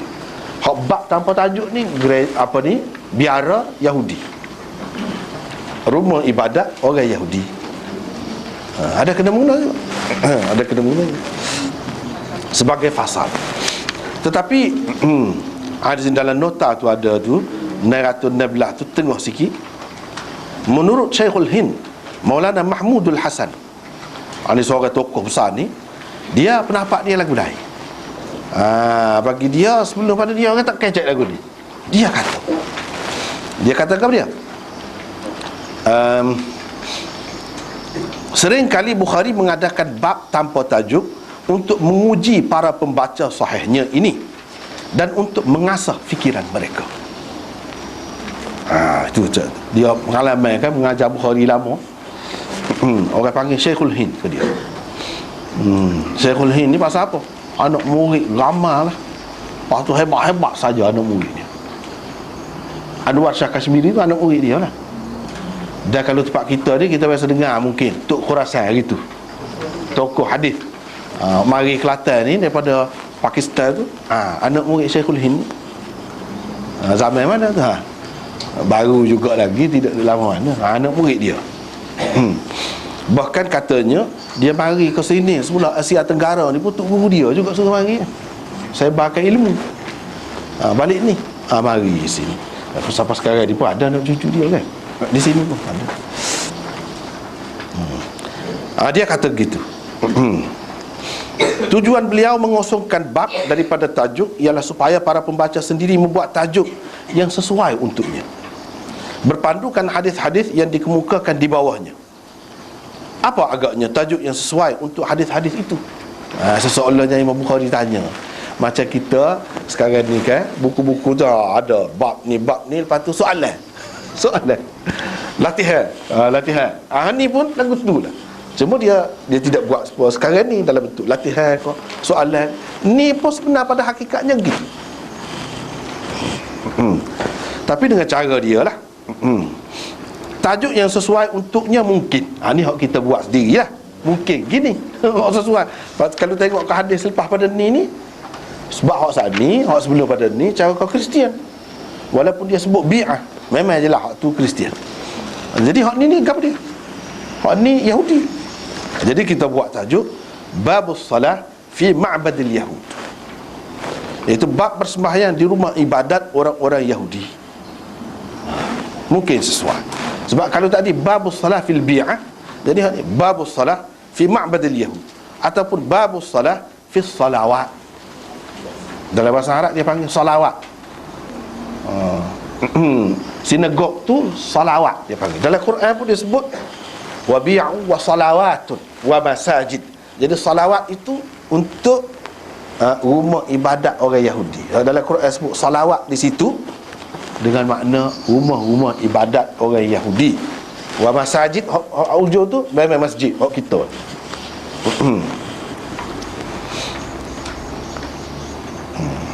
Mungkin sesuai kalau kita buat tajuk Babus Salah fi salawat, bab bersembahyang di biara Yahudi dan sebagainya. Ikutlah, bebas lah masing-masing nak jawab tu, nak buat tu lah.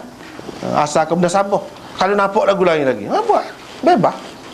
Kalau nampak lagu lain, tak apa, buat masing-masing. Tengok, tapi kena berpandukan hadis hak selepas pada ni, sesuaikan. Nampaknya hak paling sesuai di sini berkait dengan semaya ni. Kalau tadi semaya di dalam gereja, semaya di dalam biara. Itulah paling sesuainya. Walaupun mungkin boleh lagi kita buat tajuk apa selimut, lepas tu buka selimut bila panas. Ni dalam hadis ni. Apa kena mengena sini nak cara semaya ni? Walaupun ada sebut juga dalam tu boleh tahu nak buat lagi tajuk, tapi bab haram membuat masjid di atas kubur kau misalnya, boleh, tapi hak lebih sesuai hak sana.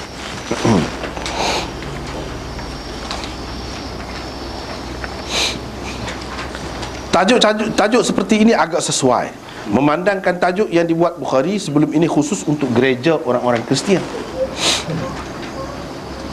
Padahal orang-orang Yahudi juga melakukan perkara yang sama. Apa yang khusus dengan Kristian saja?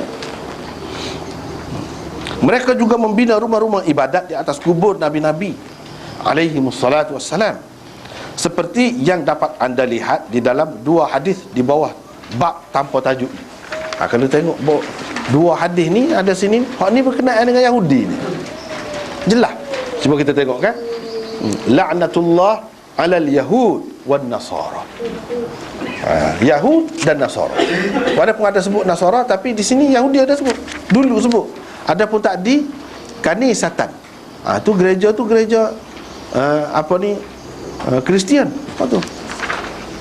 Kalau kita tengok hadis yang kedua, qatalallahu al-yahud, tak ada sebut Nasara pun tak ada sebut di situ, Yahud saja.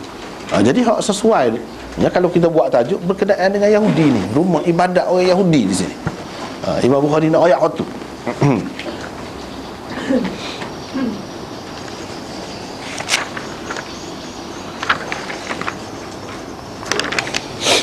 Kalau tengok kepada isi dia, dua hadis tu sesuainya hak tadi lah. Lepas tu riwayat daripada Aisyah dan Ibnu Abbas menceritakan tidak lama sebelum Rasulullah sallallahu alaihi wasallam wafat. Itu terjemahan kepada lamma nazala bi Rasulillah sallallahu alaihi wasallam. Satu terjemahan. Satu lagi terjemahan bawah tu nota 617. Boleh juga lamma nazala bi Rasulillah sallallahu alaihi wasallam itu diterjemahkan dengan gini: ketika sakit yang membawa kepada kewafatan Rasulullah sallallahu alaihi wasallam. Boleh juga. Berdasarkan syarah-syarah hadis Sahih Bukhari ni dua ni. Antara hak atas tu dengan hak bawah. Boleh berlaku. Pernah baginda menudung mukanya dengan kain selimutnya. Tudung muka. Apabila terasa panas, baginda membukanya lalu bersabda. Itulah dia bersabda tu. Jadi selimut. Rajin juga Nabi SAW ni, kalau dia nak dapat wahyu, dia selimut. Dia tudung muka dia. Sahabat-sahabat tahulah. Bahkan Sayyidina Umar dalam riwayat Bukhari ni sendiri, kita sudah jumpa dah dulu. Imam Bukhari akan sebut banyak kali lagi. Sayyidina Umar nak tengok macam mana Nabi SAW ketika dapat wahyu. Dia buka, dia tengok. Nabi tu dia buka. Dia tengok. Malu, merah muka. Ada kali bukan sokmo lagu tu. Bukan sokmo. Jadi hak ni selimut boleh jadi seperti biasa, cuma di selimut dia tidur kan, selimut belakang tubuh. Sekali hak dia duduk tengah-tengah jalan, dia tudung gitu. Dia duduk senyap. Ada juga. Tapi bukan semua keadaan gitu, tidak. Hak ni boleh jadi kerana dia dapat wahyu. Wahyunya apa dia? Lepas pada tu dia kata tu laknat Allah ke atas Yahudi. Tuhan tunjuk pada dia lah beratnya perbuatan demo tu. Lalu dia sebutlah ni. Ni bukan Quran ni. Tak ada kena mengenal dengan Quran ni, hadis. Dengan sebab itu ulama-ulama mengatakan hadis ni pun wahyu juga. Wahyu juga. Cuma orang panggil wahyu khafi, bukan wahyu jali. Nama hadis ni. Satu lagi wahyu al-ghairul matlu. Quran tu al-wahyul matlu, iaitu wahyu yang dibaca dalam sembahyang. Hadis walaupun kata wahyu tak boleh baca, hadis dalam sembahyang nak kata qul huwallah tu. Tak boleh. Misalnya kita kata qul huwallah, kalau nak baca surah tu nak kata dengan hadis, tak boleh. Sebab apa? Sebab ini wahyu al-ghairul matlu, yang tidak dibaca di dalam sembahyang. Cuma dia buat panduan. Baca gapo boleh. Nak baca hadis tu sendiri, ganti ayat Quran, tak boleh. Situ beza apa tu Quran dengan hadis. Tengok mana. Tak boleh. Itu yang pertama. Yang keduanya, boleh jadi hak ni tak ada kena mengena ni. Berapa kali dah dia duduk ayat lagu ni. Cumanya dia sakit. Orang sakit kadang-kadang selimut, kadang-kadang surah panas buka. Itu keadaan orang sakit. Ni saat akhir dah ni. Jadi keadaan orang sakit boleh jadi keadaan biasa lah ni. Bukan kerana nak terima wahyu kau gapo dia selimut. Tidak, tak ada kena mengena. Hak dia kata ni, memang dia kata banyak kali lagu ni, dekat dia nak mati banyak kali. Sebagai peringatan, dia takut orang buat gitu, kubur dia kata. Kalau lagu tu kan jadi syirik lah umat Islam serupa dengan orang dulu. Sedangkan dia mari nak baiki hak rusak-rusak dah dulu. Tiba-tiba kalau umat dia ni jadi kena penyakit tu juga, kecewa lah. Sedangkan dia tinggal kitanya mewakilkan kepada kita seseolahnya supaya ajaran tauhid ni, kita tu pula jadi syirik serupa dengan pokok dia, habis. Dia orang Islam banyak dah ada buatnya. Sebab kita wujud kita. Mana penyakit, ada juga penyakit tapi tidak berat mana. Tidak banyak penyakit. Setengah-setengah negeri dekat Nyayo lah, kesian umat Islam ni. Ni penyakit ni lah. Penyakit buat masjid atas kubur. Cari kubur mana-mana. kubur orang-orang soleh, orang-orang alim, orang dipanggil tu wali, kena beringat benar. Nak benar lah tu, gerai pokok ni ni. Kita kata gerai sebab apa? Memang gomo. Lepas tu dia pergi buat apa? Sebelum ada masjid, dia buat masjid ke apa, dia pergi Palu Gendai. Kita tanya ni, apa Palu Gendai situ dah? Macam di Turki, di mana, di Iran, di India, Pakistan, banyak benda-benda ni. Lepas tu dia ada pula di kubur banyak benda-benda. Kalau orang alim, dia kain tu dia ikat di batu nisan tu, kain situ kita boleh tahu dah ni orang biasa kau orang lagu mana. Batu nisan. Lepas pada dia Palu Gendai. Apa Palu Gendai kita kata?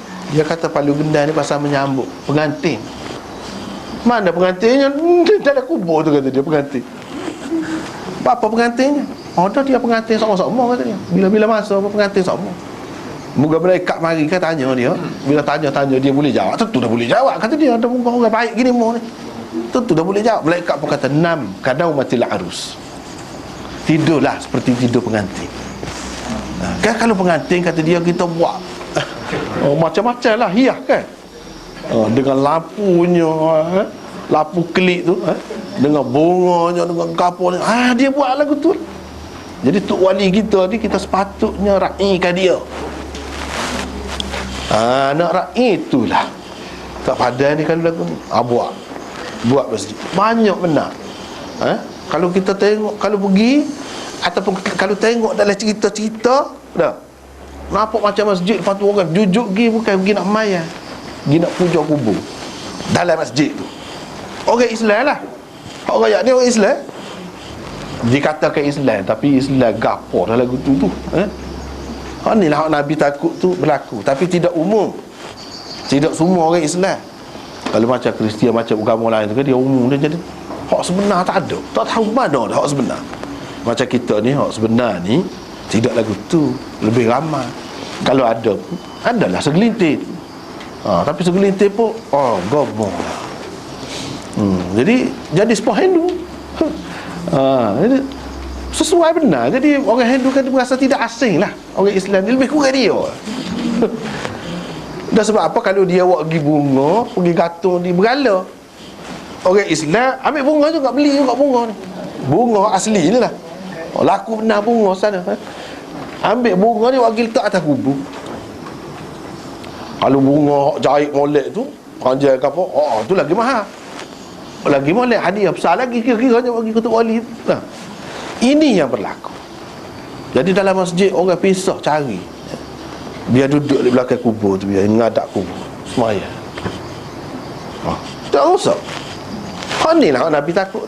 Nabi pesan pada jelas ni. Berapa hadis jumpa sokmu dalam kitab yang paling sahih, tinggal tak cara. Nabi takut tu tidur sakit-sakit pun bangun cokor royak. Jangan buat lagu tu, ada doh dulu buat sesak tu lah. Hak dua tu jangan. Orang Islam sendiri dah buat. Hak tu lah yang takut dia. Kita takut, begitulah. Cuma kita ni adalah seperti kita sebut sebelum pada ni kan, tunggu kubur tu pergi semayang situ. Pada hadis larang tak boleh semayang. Adalah waktu tu, tapi tidaklah dengan anggapan orang dalam kubur tu pengantin kau apa. Tak ada, tak sampai ke situ. Tapi itu pun salah dah, kena tegur dah. Sebab apa dia boleh melarat? Sebab tadilah buat patung dengan maksud lain asalnya, jadi kau lain kemudian 100-200 tahun kemudian jadi lagu lain. Hak ni pun takut gitulah. Ini baik tak sah lah, tak sah. Dan Nabi larang, tak sah buat. Hadis ini mungkin menimbulkan kemusykilan. Dia kata laknat Allah ke atas Yahudi dan Nasara. Mereka telah menjadikan kubur para nabi mereka sebagai masjid. Yakni masjid di sini sebagai tempat ibadat.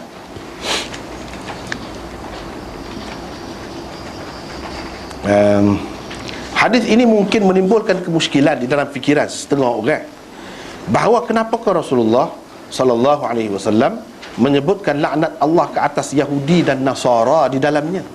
Apa kata lagu tu?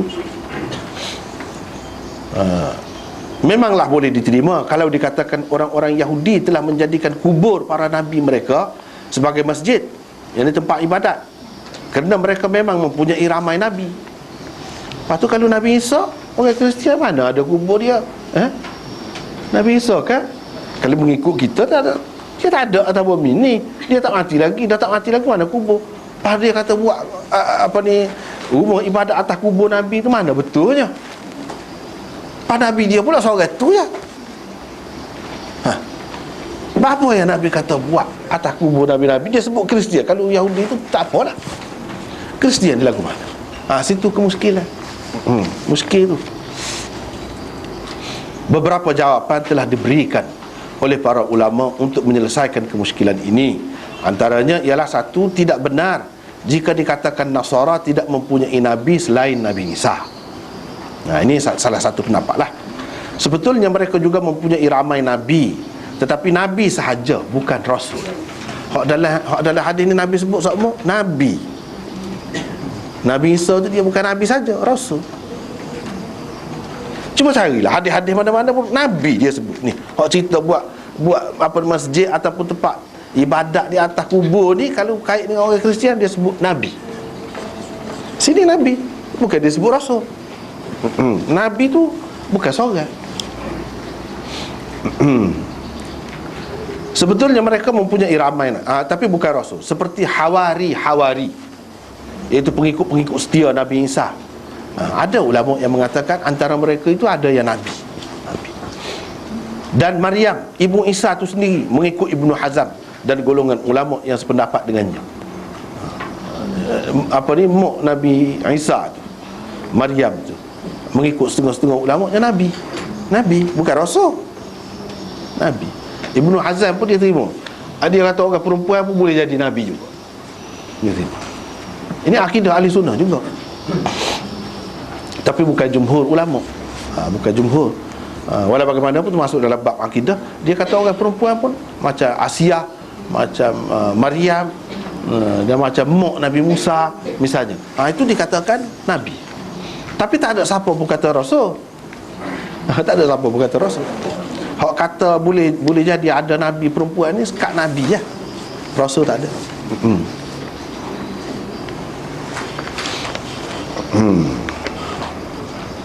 Yang kedua yang dimaksudkan dengan Nabi-Nabi itu ialah Nabi-Nabi dari kalangan Bani Israel yang juga dipercayai oleh orang-orang Kristian. Orang Kristian ni dia percaya kedua, kitab perjanjian lama, perjanjian baru tu dia percaya kedua. Kalau orang Yahudi tak, dia percaya sah je. Orang Kristian ni dia percaya kedua.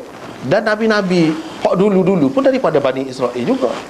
Bani Israel juga. Jadi dia terima. Jadi maksud di sini bukan hak selepas Nabi Isa, hak sebelum Nabi Isa pun termasuk juga, yakni yang dipercayai oleh mereka. Yang dipercayai oleh mereka.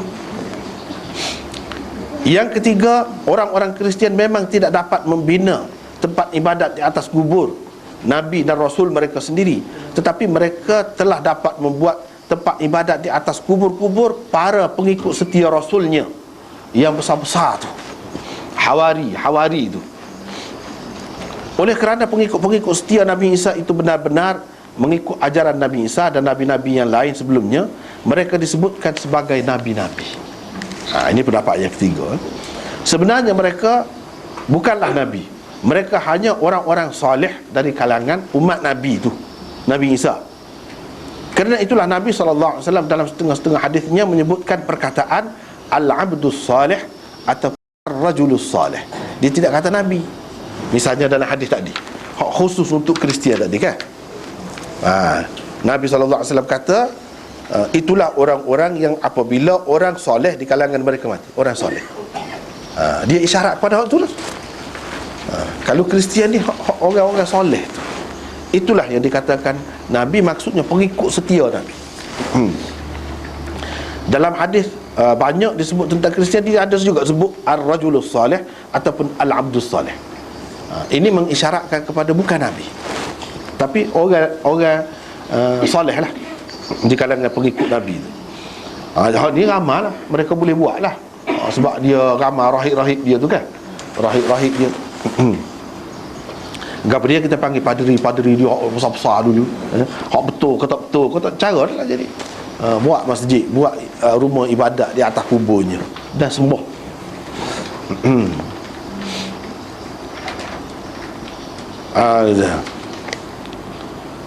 Dengan perkataan anbiya'ihim, ada perkataan salihihim, dan sekali dengan anbiya'ihim, seperti yang terdapat di dalam hadis Muslim, Nasa'i dan lain-lain. Dia sebut dua-dua sekali. Yang keempat yang dimaksudkan dengan para nabi mereka ialah para nabi yang juga diperintahkan supaya diimani, seperti Nuh, Ibrahim dan lain-lain hak dulu-dulu itulah. Itulah maksud para nabi di sini. Bukan para nabi hak selepas daripada Nabi Isa tu. Jawab. Tidak khusus dengan tu. Tak apalah. Lebih kurang hak tadi juga benarnya, cuma laknat. Bila Nabi laknat ni, mana Nabi tak kenal, tak say benar dah. Umat dia je buat lagu ni. Kemudian hadis yang kedua supaya lebih kurang hak dulu juga, iaitu Allah melaknat orang-orang Yahudi, mereka menjadikan kubur para nabi mereka sebagai masjid. Orang Yahudi itu tidak muskil lah, sebab memang ramai lah nabi-nabi, sebagai tempat ibadat. Lepas tu bab qaulin Nabi SAW. Itu ada ni. So lagi kita simpan lah dulu lah. Sekat tu dah. Wallahu a'lam.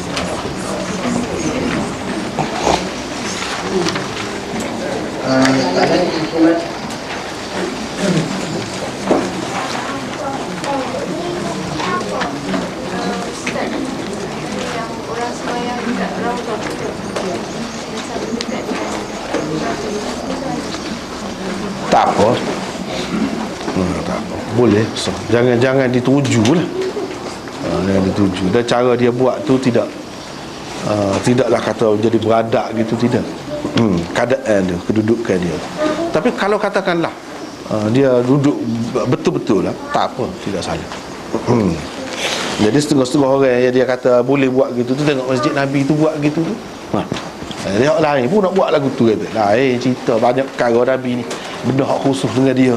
Kita tak boleh buat untuk orang lain tu.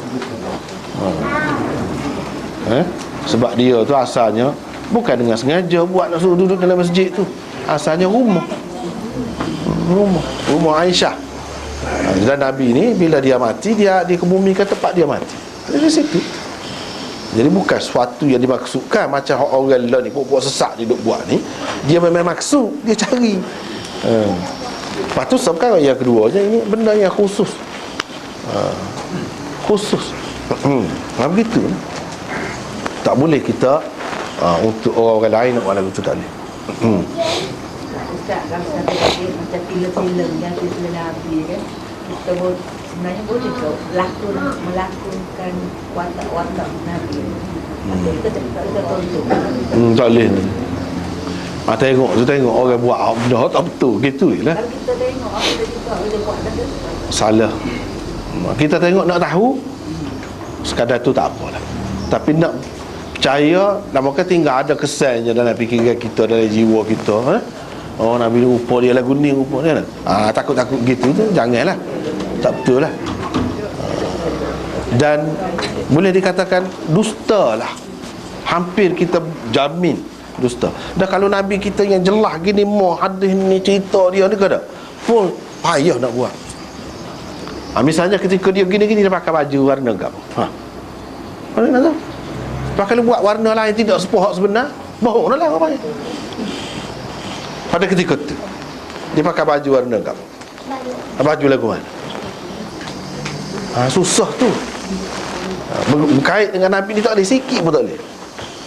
Ketika dia dalam perjalanan tu, dia pakai baju lagu mana? Dia tak pakai baju. Apa baju lagu mana?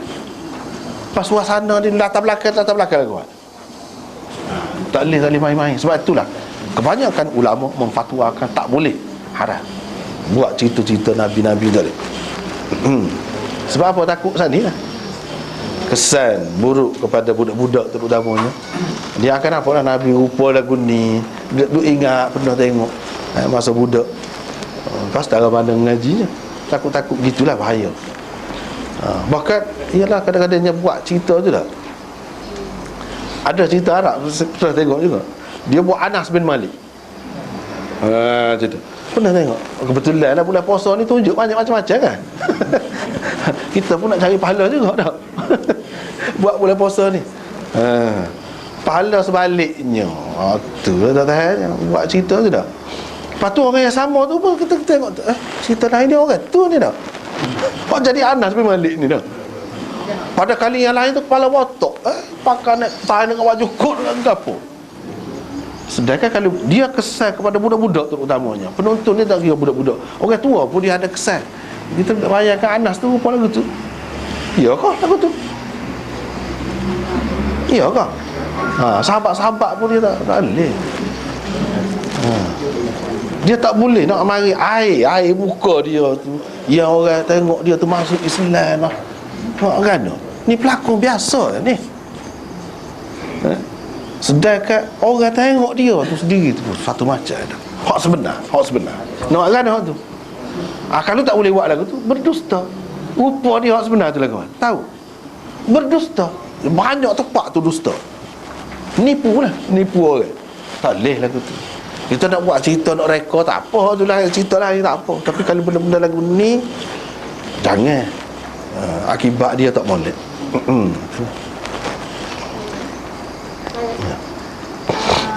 Puasa tak semayang, puasa tak tutup aurat, tapi buka puasa dengan kasih. Dengan apa? Buka puasa dengan bakar,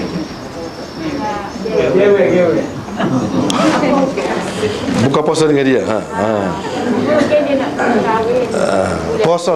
Puasa tu sah dari segi zahirnya. Puasa tu sah. Cuma dari segi pahala tu tak tahulah sebanyak mana kan. Dari segi puasa tu sendiri, kalau sekadar tu masih sah lagi. Lepaslah dia sebagai tanggungjawab orang Islam kata suruh puasa tu, lepas.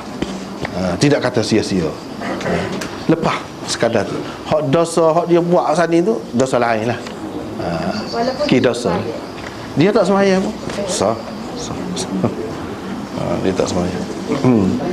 Bahagian puasa tu lepas. Dia tak sembahyang tu dosa lain lah.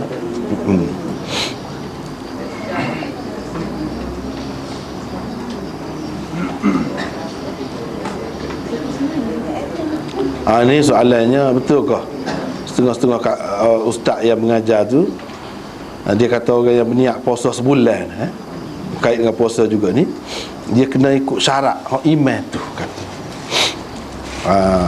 Syarat sah batal iman tu kata lagu mana. Kalau tidak tak boleh.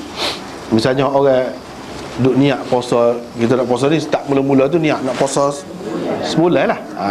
Jadi hak ni sebenarnya mengikut Syafi'i tidak gitu. Syafi'i kena nak malam. Kena nak malam. Hak ni mengikut Malik, mazhab-mazhab lain lah. Tidak syarat gitu. Tidak kata kena ikut hak dia tu, kena tahu pula, kena mengaji pula hak dia dah. Sekadar tu kita tahu hak tu saja, kita ikut hak tu boleh tak? Lepas tu hak lain kita ikut hak kita tahu. Batasah dia ikut hak kita tahu. Hak batu tu kita ikut dia, selesai. Tak apa dah. Jadi hak moleknya gitulah. Kalau tak ada niat tengah malam terlupa kau gapo kau kan, pakai hak tu. Moleknya sebab tu ulama dalam mazhab Syafi'i sendiri pun kata molek ikut hak tu. Molek ikut. Hak kita niat dan nak malam tu molek juga. Kalau terlepas pun masuk dalam hak tu dah. Dia kata lagu tu. Ustaz kata masa boleh puasa juga. Dalam lagu pada. Macam mana? Cara-cara kita bersedia beramal ke. Lailatul Qadar ni sebenarnya tak ada gapo-gapo. Tak ada gapo-gapo dengan arti kita kena bersedia. Lagu mana maksudnya tu bersedia tu dengan pakaian yang tertentu kau dengan kita nak menghadapi biasalah kita buat biasa. Kita buat gapo dia ibadat-ibadat kebaikan, gapo-gapo kebajikan yang kita buat tu dikira. Ada tanda, kau tak ada tanda, kau kata tanda gini, itu tak ada sahih. Ada sahih, berkenaan dengan zaman Nabi, zaman Nabi, khusus dengan zaman Nabi saja. Malam tu hujan pagi tu sujud di atas tanah, dalam tanah bekas tanah. Itu khusus dengan zaman dia. Tak boleh nak banding dengan zaman lain. Hari tolak juga Lepas tu kalau hujan lagu tu, lepas kita duduk dalam rumah ni nak mari selup mana je dah. Kena pergi cari selup. Tak ada tak. Itu khusus dengan zaman dia. Pada tahun dia tu, itu dia royak. Sekata hak zaman lain tak ada. Tanda-tanda tu tak ada. Super. Malam kita lah. Amalan kita buatlah sebanyak mungkin. Kalau malam kau malam. Jangan kita kata nak usaha sedekah tengah hari. Boleh juga pahala besar belakang bulan puasa ni. Memang ada kelebihan.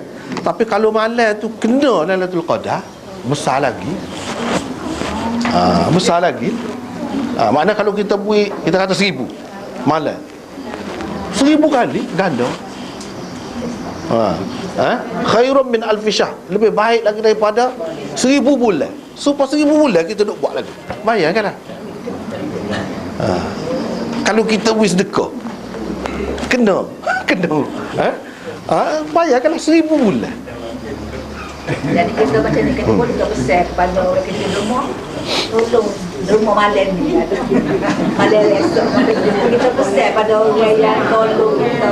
Kita carilah wakil katakan tolong rumah kita, okey.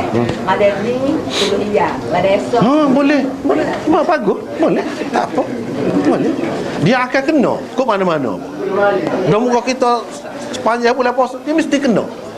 Keadaannya dia seperti 15 hari bulan setiap bulan kan, mesti kita lalu. Cuma tu tetap 15 hari bulan tu. Hak ni pun dia mesti ada dalam bulan tu, mesti ada.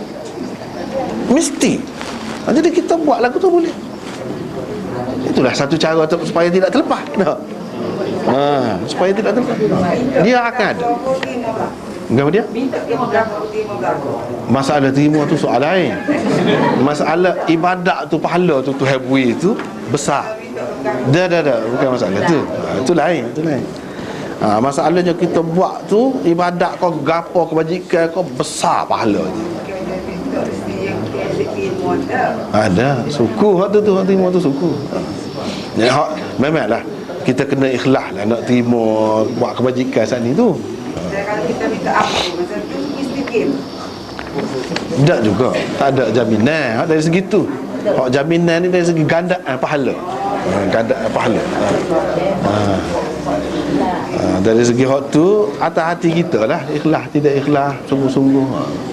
Bulan lain pun boleh jadi diterima juga. Apakah hukum sembahyang sunat tasbih? Tasbih ni sunat lah, paling tinggi sunat. Dan tidak ada ketentuan malam raya apa tu, tak ada. Bila-bila nak buat lah. Bila-bila nak buat, tidak ada ketentuan gitu. Tarah hadis dia. Tarah hadis. Jadi tarah hadis tu dia berbeza-beza pendapat. Kalau Ibnul Jauzi mengatakan maudhu', tak boleh pakai. Dia tak say, tak ada sunat tasbih, tak ada. Tapi bagi ramai ulama ia terima, dia kata hadis itu sekurang-kurangnya hasan. Bila hasan boleh pakai. Boleh pakai, tak apa. Kalau nak pakai, tak pakai. Tak boleh pakai, tak apa. Benda ni benda sunat. Kalau kita hak tak khilaf ke tidak sunat ke, mai tarawih tu tidak sunat. Tidak khilaf tu memang sunat sungguh. Sunat sungguh. Tapi kalau tasbih ni masih lagi ada khilaf. Kalau kita nak buat kena pakai hak pendapat yang mengatakan adalah boleh dipakai sebab hadis dia tu kurang-kurangnya hasan. Paling tinggi dia pun hasan lah, paling tinggi. Tidak sampai ke tahap tinggi benar. Dalam Bukhari ni ada, tak ada.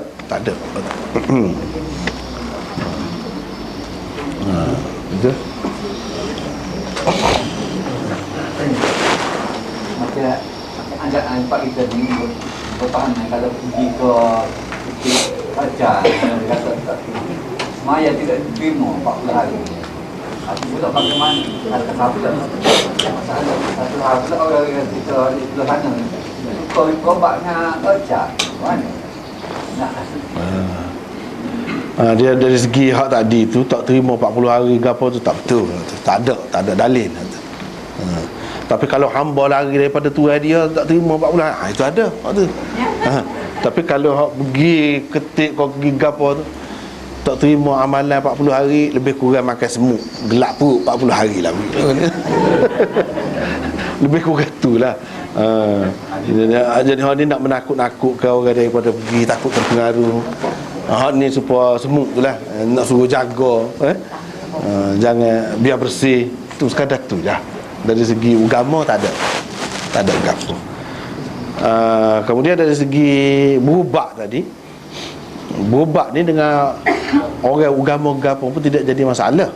Cuma mungkin maksudnya tadi berubah dengan cara dia tu, dengan cara bomoh dia tu, yang syirik. Itu termasuk dalam masalah khilaf juga.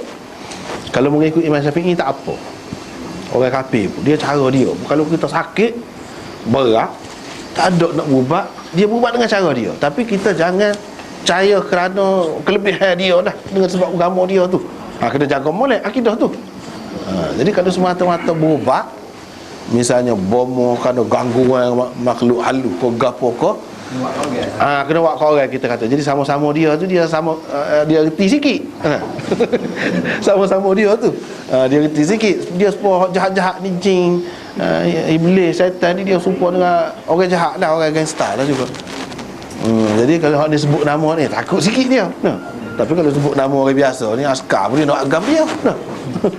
Sebutlah ada senapai sedang mana, tak ada memberi kesan kepada dia. Tapi kalau sama-sama dia tu, boleh jadi dia geram, dia takut orang bisa juga ni. Jadi dari segi tu, kalau ambil kira pendapat saat ni untuk berubah sahaja, walaupun dengan menggunakan cara dia tu, dibenarkan. Tapi dalam keadaan kena beringatlah, hak semoleknya tak sah. Tak usah kita syurkan begitu. Dalam keadaan banyak lagi bomoh-bomoh kita yang hebat-hebat, kita kata, kita pergi sama, kita guna cara kita yang betul lah. Walau bagaimanapun benda tu masih khilaf. Terima kasih Ustaz. Soalan kelas kita akan ambil pada minggu depan. Kita masih ada liburan. Ini semua jumpa aja lah. Nanti saya salah tanggung dia. Ada soal lagi soalan ni. Orang tanya tadi, katanya, saya tak pasti pasal tak tengok sendiri benda tu.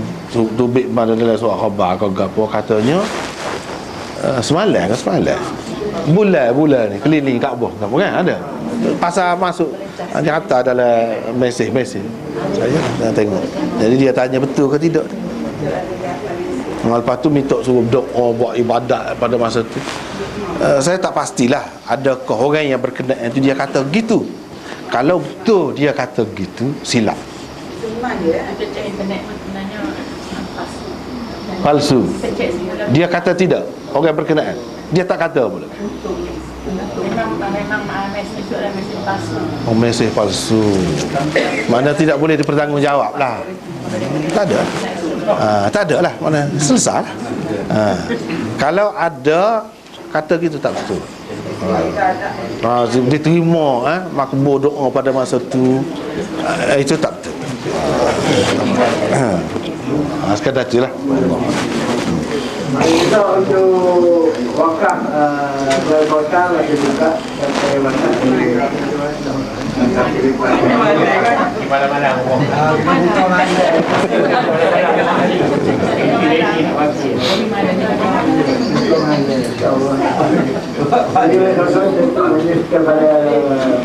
Hari ini macam kata para